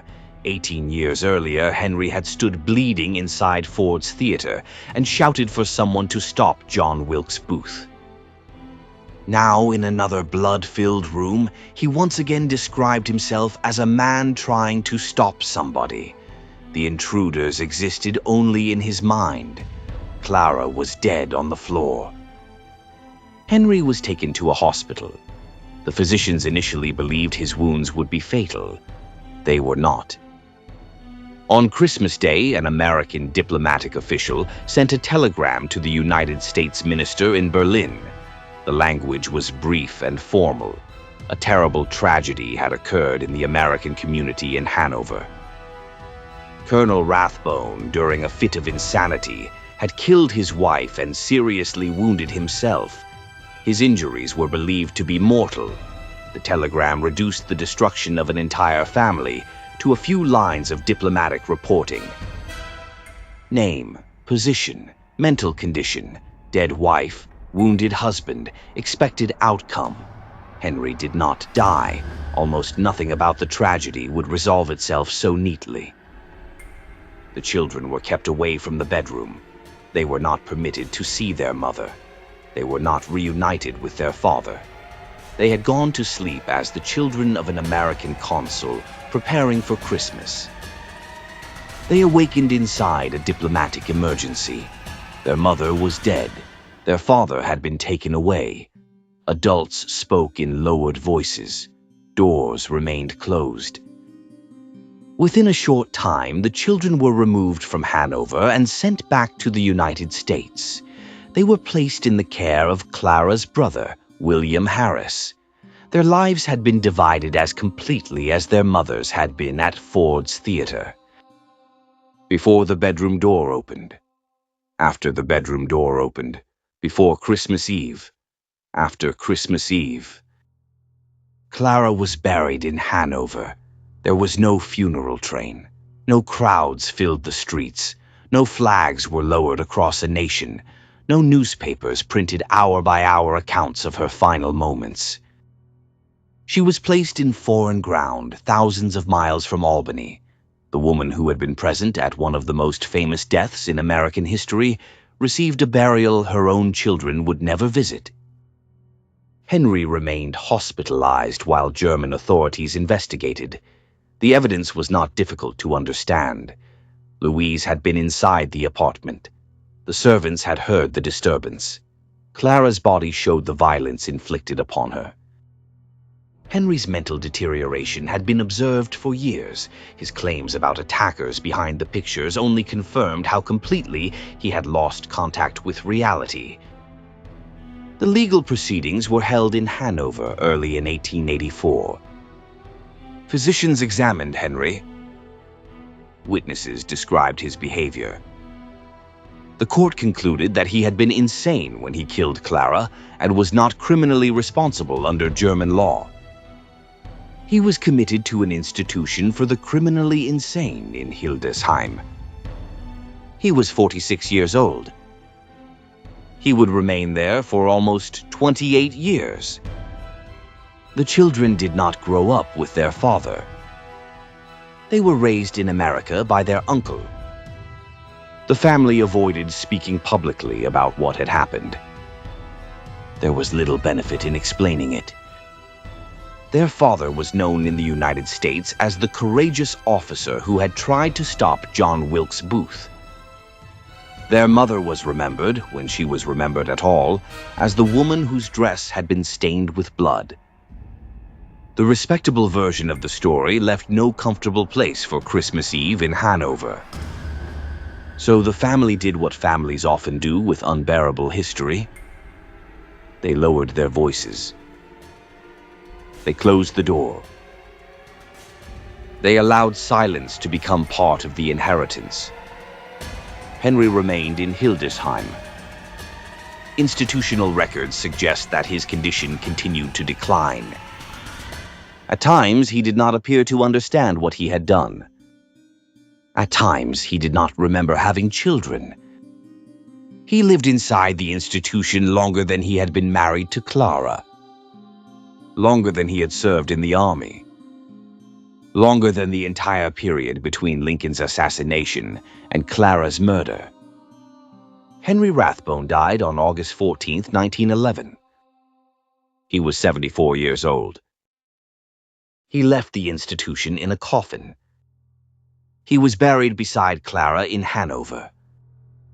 The man who could not escape the presidential box was placed beside the woman who had spent 18 years trying to lead him out of it. Their children remained in America. There was no reconciliation. No final conversation. No explanation capable of making sense of what had happened.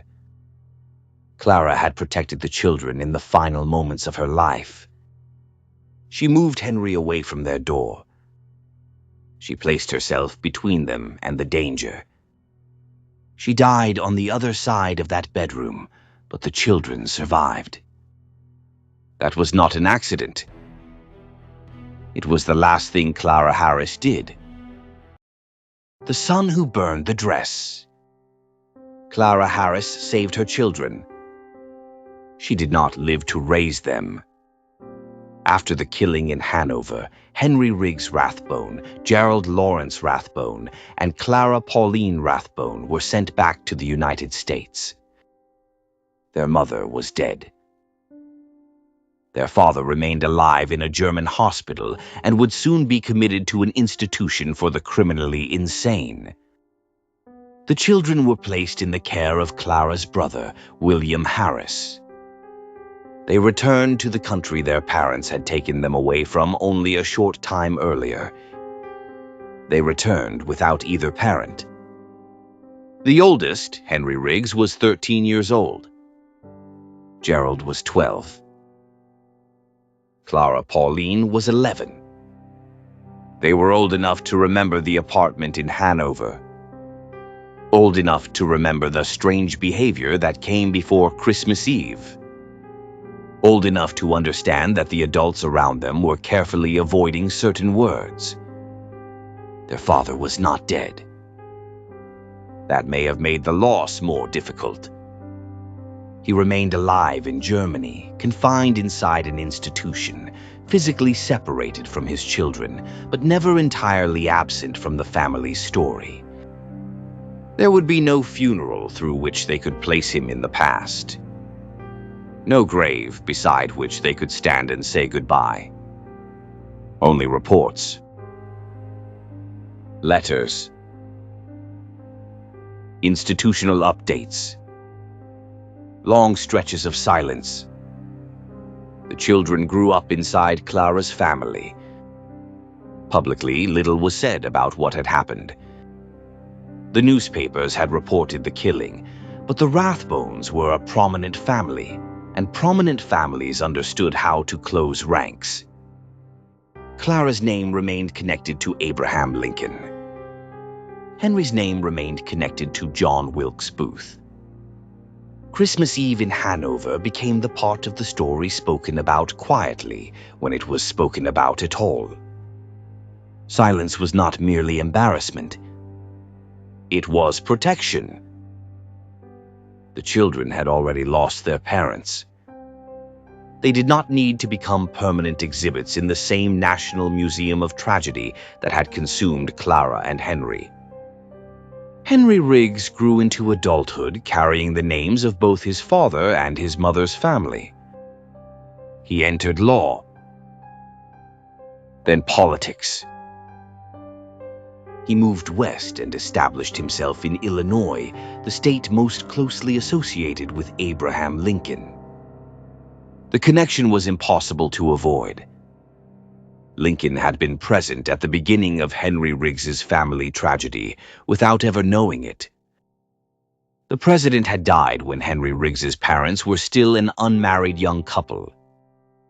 By the time Henry Riggs was born, the assassination was already part of the marriage.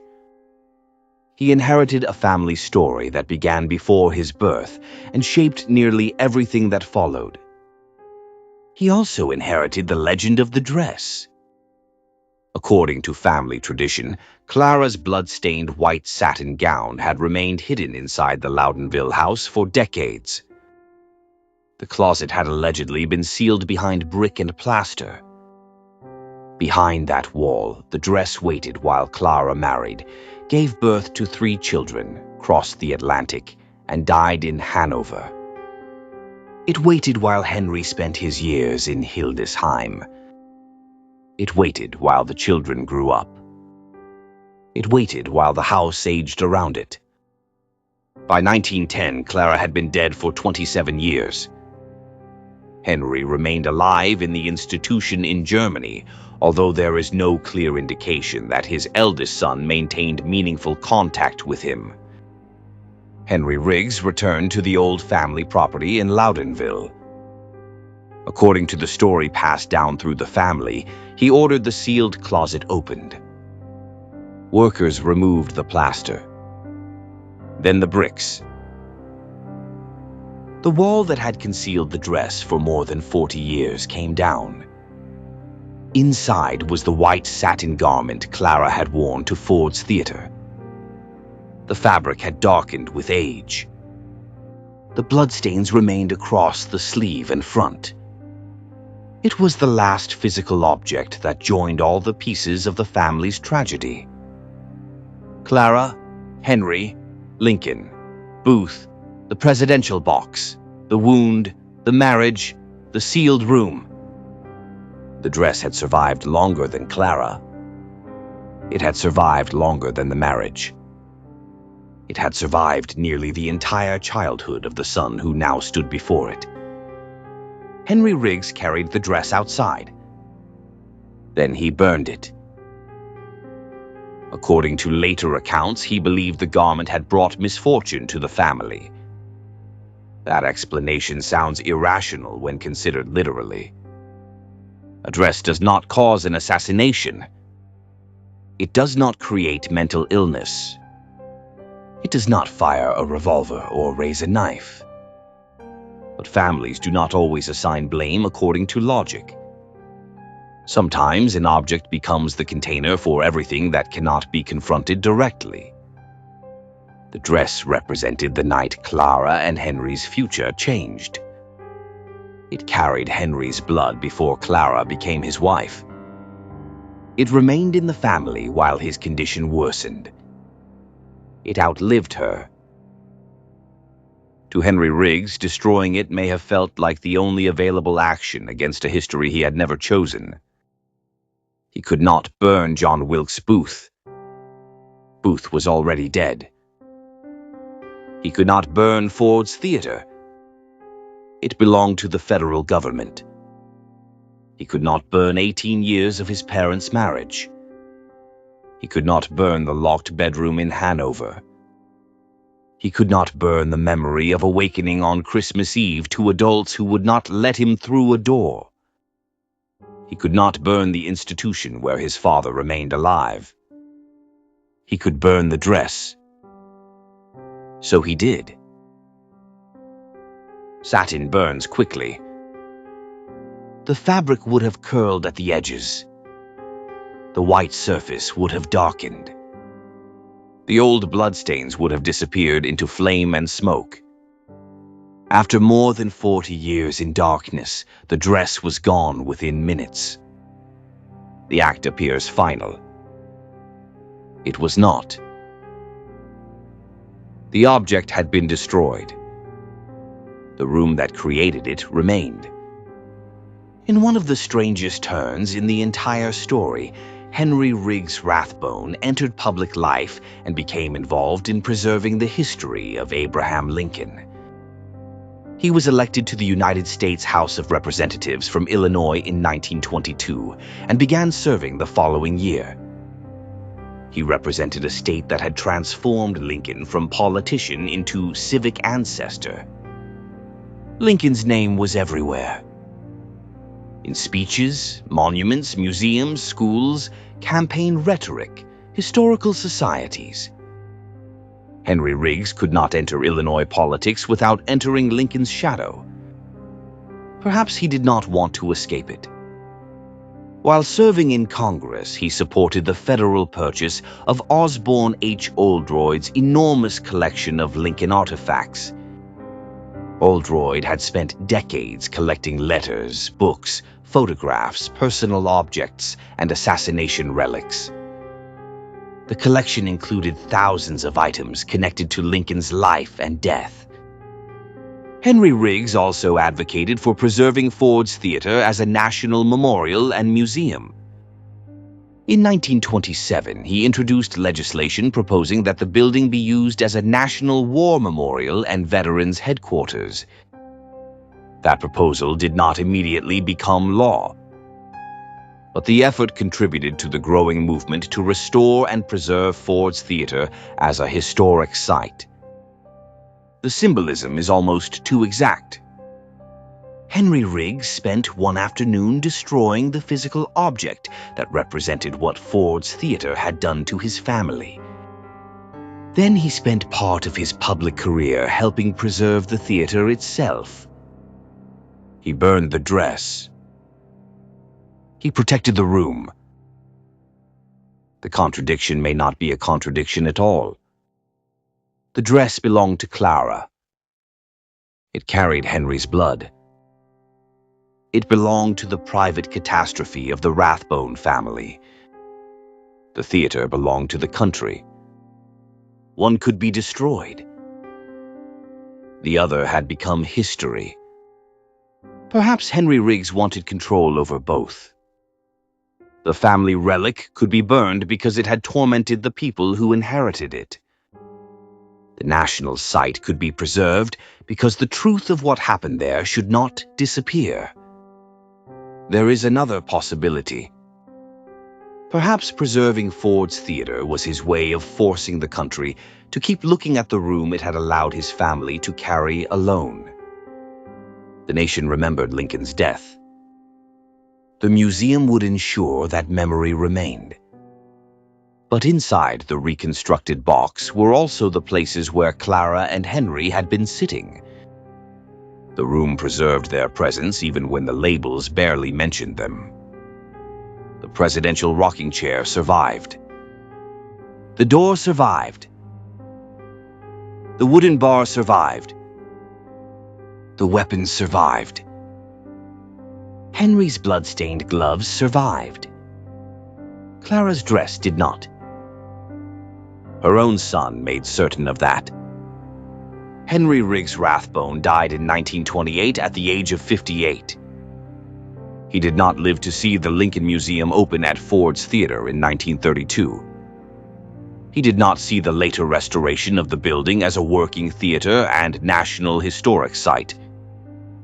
He did not see generations of visitors walk into the museum and look upward toward the presidential box.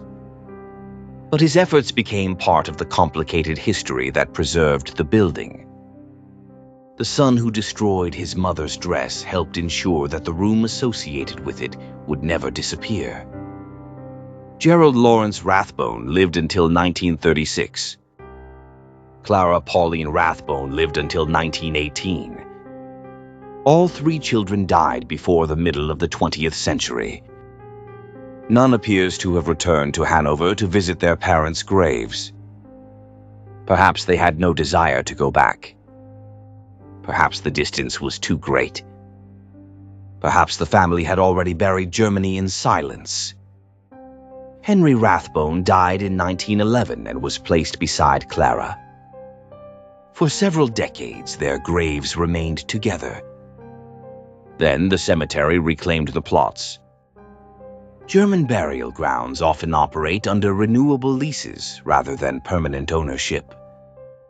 When a grave is no longer maintained, the plot may be reused. In 1952, the graves of Clara and Henry were removed. Their remains were reportedly disinterred and disposed of according to cemetery practice. The ground was assigned to someone else. There is no surviving headstone, no permanent marker, no family monument. The woman who stood beside Mary Lincoln during the president's final hours has no grave that can be visited. The man who fought John Wilkes Booth and then killed his wife has no grave either. The earth itself moved on. Other physical traces vanished. The Harris residence in Washington disappeared. The Loudonville property changed. The closet was opened. The bricks were removed. The dress was burned. Objects connected to Lincoln entered museums because the nation had decided they mattered. Objects connected primarily to Clara vanished because the family decided they hurt too much. That is how historical memory is built. Not only through what survives, through what people choose to destroy, through what curators label, through what relatives conceal, through which bloodstains are placed beneath glass and which are burned in a garden. Today, visitors to Ford's Theater can study the presidential box. They can see the place where Lincoln sat. They can follow Booth's route. They can examine artifacts connected to the assassination. They can stand inside one of the most famous crime scenes in American history. Most will look toward the rocking chair. Few will look toward the seats where Clara Harris and Henry Rathbone spent the final peaceful minutes of their lives. Fewer still will think of the three children sleeping in Hanover 18 years later. That is the inheritance Henry Riggs Rathbone tried both to destroy and preserve. A blood-stained dress reduced to ash. A theater protected for the nation. A mother without a grave. A father whose name survived mainly because he failed to stop an assassin. And a son who spent his life caught between forgetting the room and making certain nobody ever could. The woman without a grave. History is very good at preserving famous men. It keeps their chairs, their weapons, their letters, their hats, their locks of hair, their final words. It restores the rooms where they slept, the desks where they worked, and the theaters where they died. It places their belongings beneath glass and teaches generations of schoolchildren where to stand while looking at them. Clara Harris received no such treatment. There is no preserved bedroom telling the story of her final decision. No white satin dress beneath museum lighting. No permanent grave where visitors can leave flowers. No national monument marking the life of the woman who stood beside Mary Lincoln through the president's final night and later placed herself between a dangerous husband and her children. What remains of Clara is scattered. A letter. A few photographs. Newspaper reports. Family stories. Court testimony. A sentence repeated by her sister. The physical world that belonged to Clara has almost entirely disappeared. The Washington house near 15th and H Streets is gone. The Loudonville home, where the dress was reportedly sealed behind brick, no longer preserves the room as Clara knew it. The closet was opened. The dress was burned.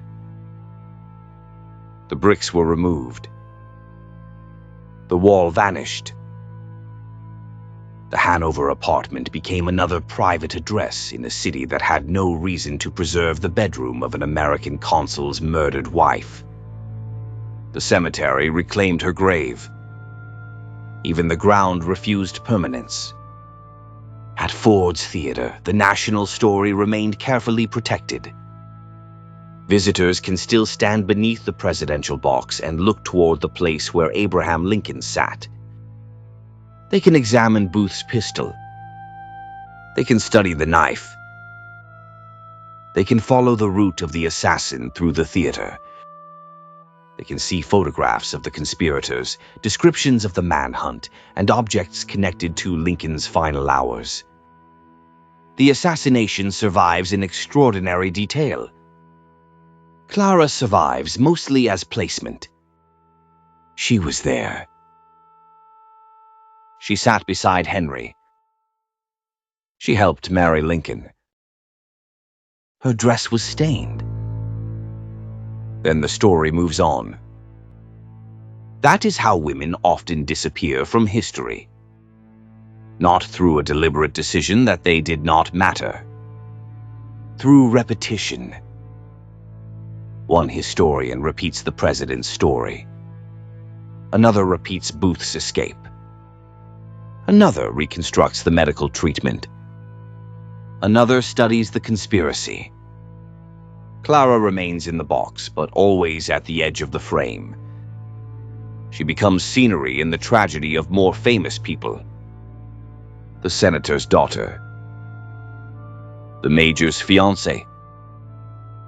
The first lady's companion. The woman in the blood-stained dress. The murdered wife. Every description belongs to someone else. Daughter. Fiancé. Companion. Wife. Rarely Clara.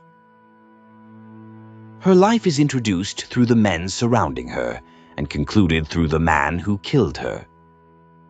Even the blood on her dress has often been misunderstood. For years, popular retellings repeated that Clara was covered in Abraham Lincoln's blood. It made the story more dramatic. It connected the dress directly to the martyrdom of the president. It was also wrong. The blood belonged to Henry Rathbone. Clara knew that. She corrected the story only 11 days after the assassination. It was Henry's blood, she wrote, not the president's. The correction should have been simple. Instead, the mistake survived because the president's blood was considered historically valuable. Henry's was merely personal. Clara's entire story exists inside that distinction. The country wanted the president's blood. Clara carried her family's. Abraham Lincoln's assassination became a national wound. Henry's injury became a biographical detail. Clara's dress became a curiosity. Her marriage became an aftermath. Her murder became an epilogue. But Clara did not experience her life as an epilogue. She lived 18 years after Ford's theater. Those years were not an empty corridor between two acts of violence. She married. She gave birth. She raised children. She managed homes. She traveled. She maintained friendships. She wrote letters. She entered dining rooms knowing strangers would recognize her. She watched Henry's mind deteriorate. She adjusted the family's life around his fears. She tried to interpret behavior for which neither she nor her physicians had adequate language. She endured long enough for endurance itself to become dangerous. It is tempting to turn Clara into a symbol of perfect devotion. That would be another way of flattening her. We do not know everything she felt. She may have loved Henry. She may have feared him. She may have resented him. She may have pitied him. She may have experienced all four emotions before breakfast. People living inside dangerous marriages are not required to feel one clean, historically convenient emotion. Clara had known Henry since she was 13. He was part of her family before he became her fiancé. He was her fiancé before he became a soldier. He was a soldier before he became the wounded man in the presidential box. He was the father of her children before he became the man she feared. There was no simple moment when one version of Henry disappeared and another took his place. That is part of what made the situation so difficult. The dangerous man was also the boy from Albany. The suspicious husband was also the officer who tried to stop Booth. The man approaching the children's bedroom was also their father. Clara did not have the advantage of looking backward. She lived each day without knowing which warning would become the final one. Clara lived in the 19th century. Divorce carried scandal. Custody rights were uncertain. Her family's reputation mattered.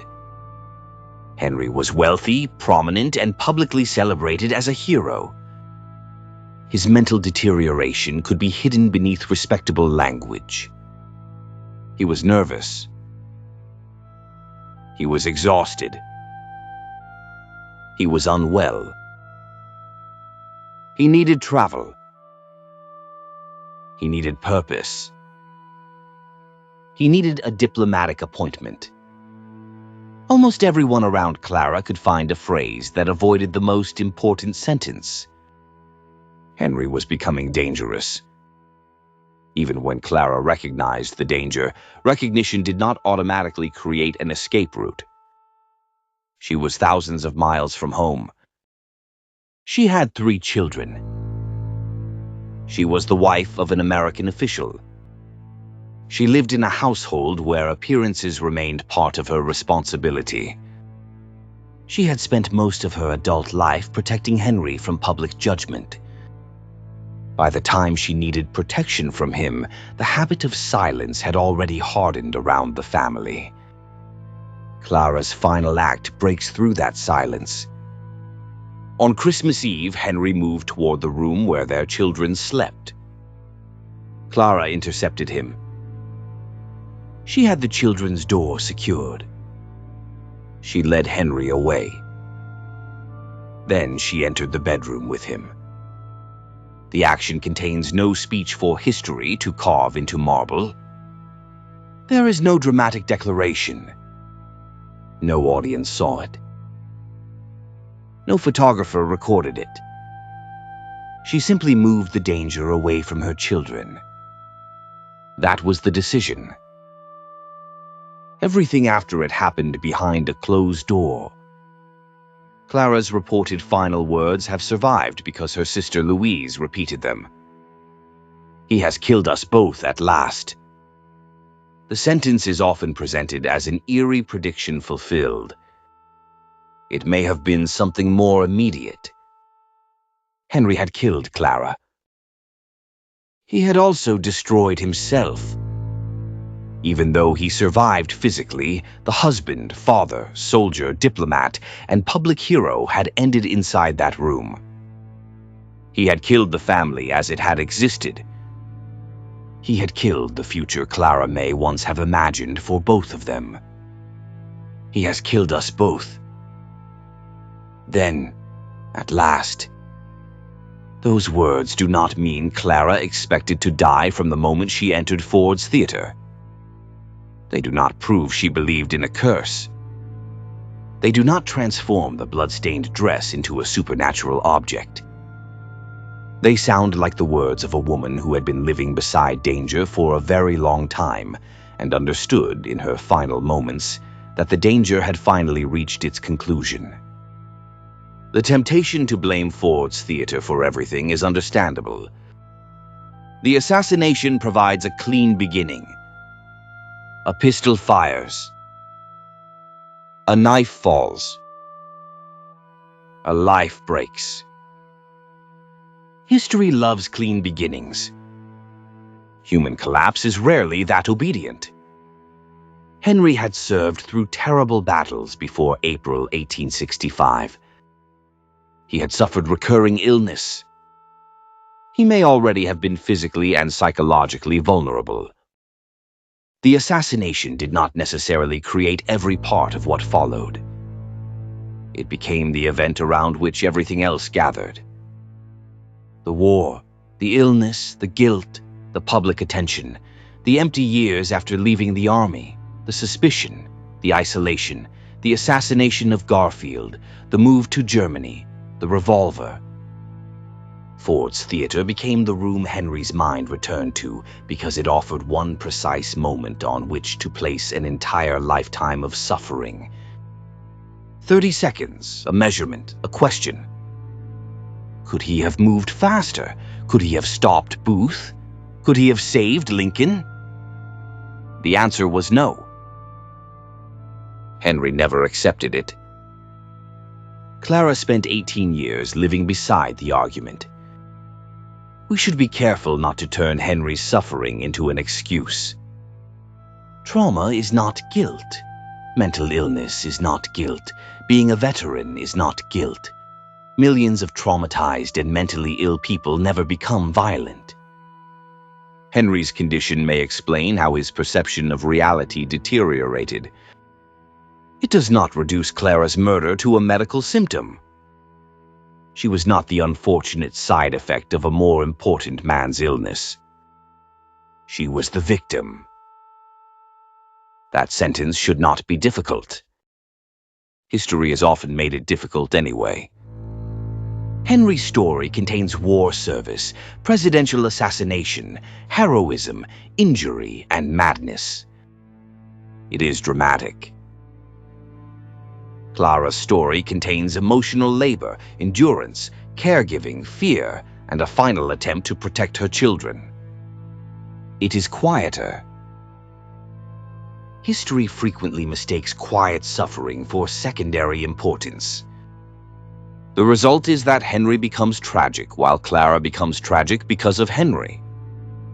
Even her death is described through his collapse. We can tell the story differently. Clara Harris was born into a prominent New York family. She grew up in Albany. She entered Washington society during the Civil War.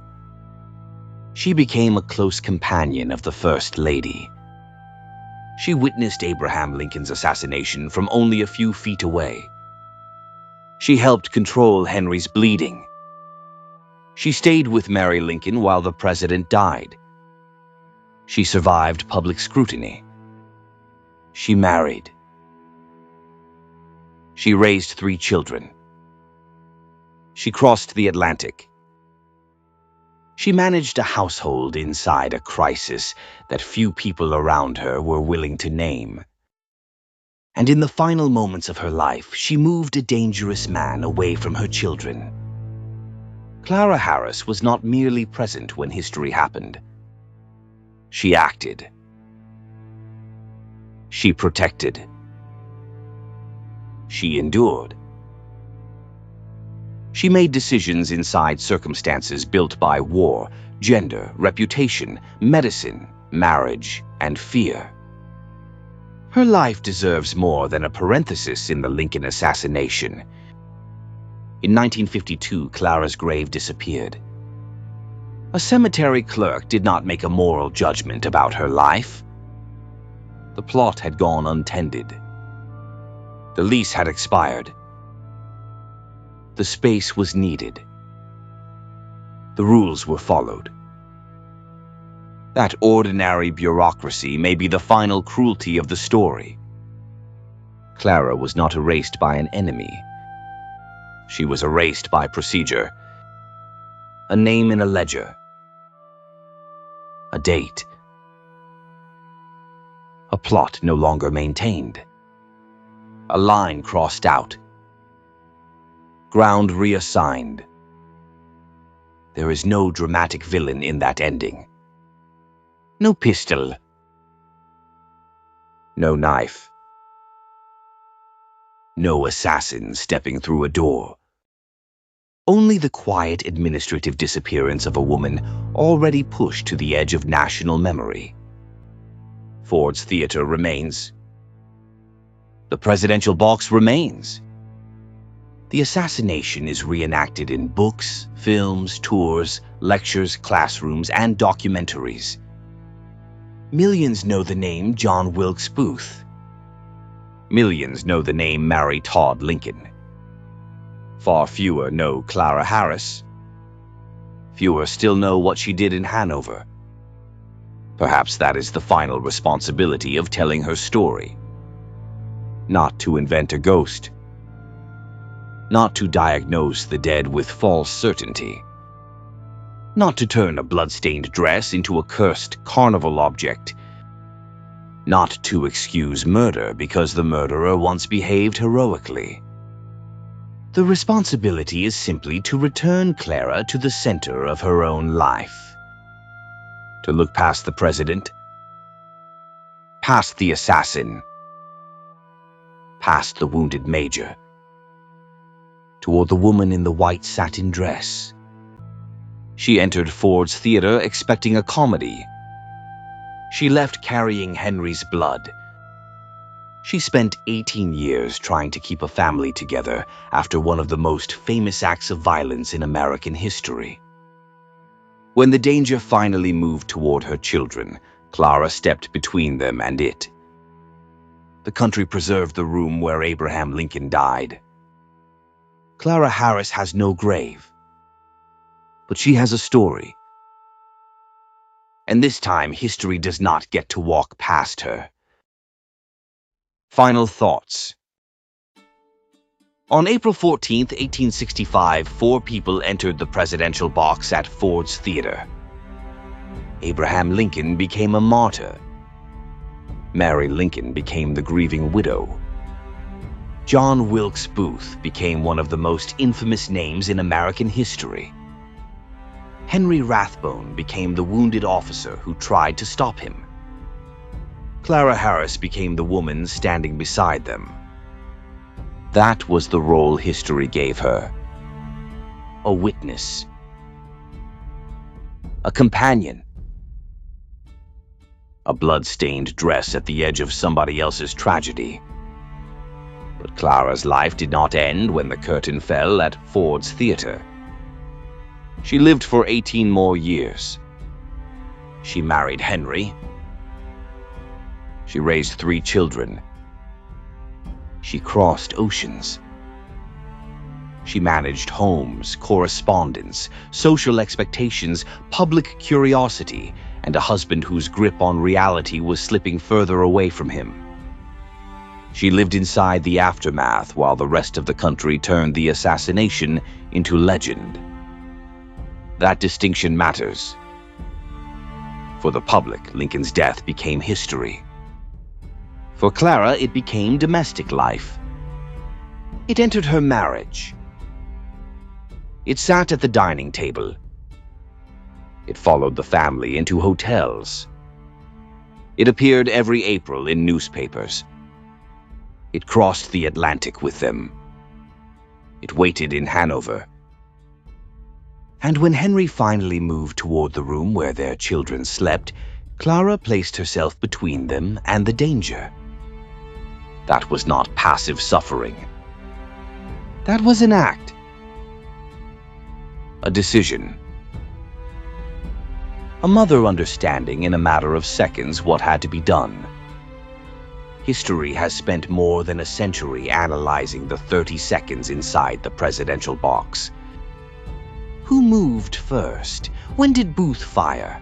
How did he escape? Did Henry's grip contribute to Booth's injury? What did Lincoln say before the shot? Every second has been examined. Clara's final decision in Hanover may have taken even less time.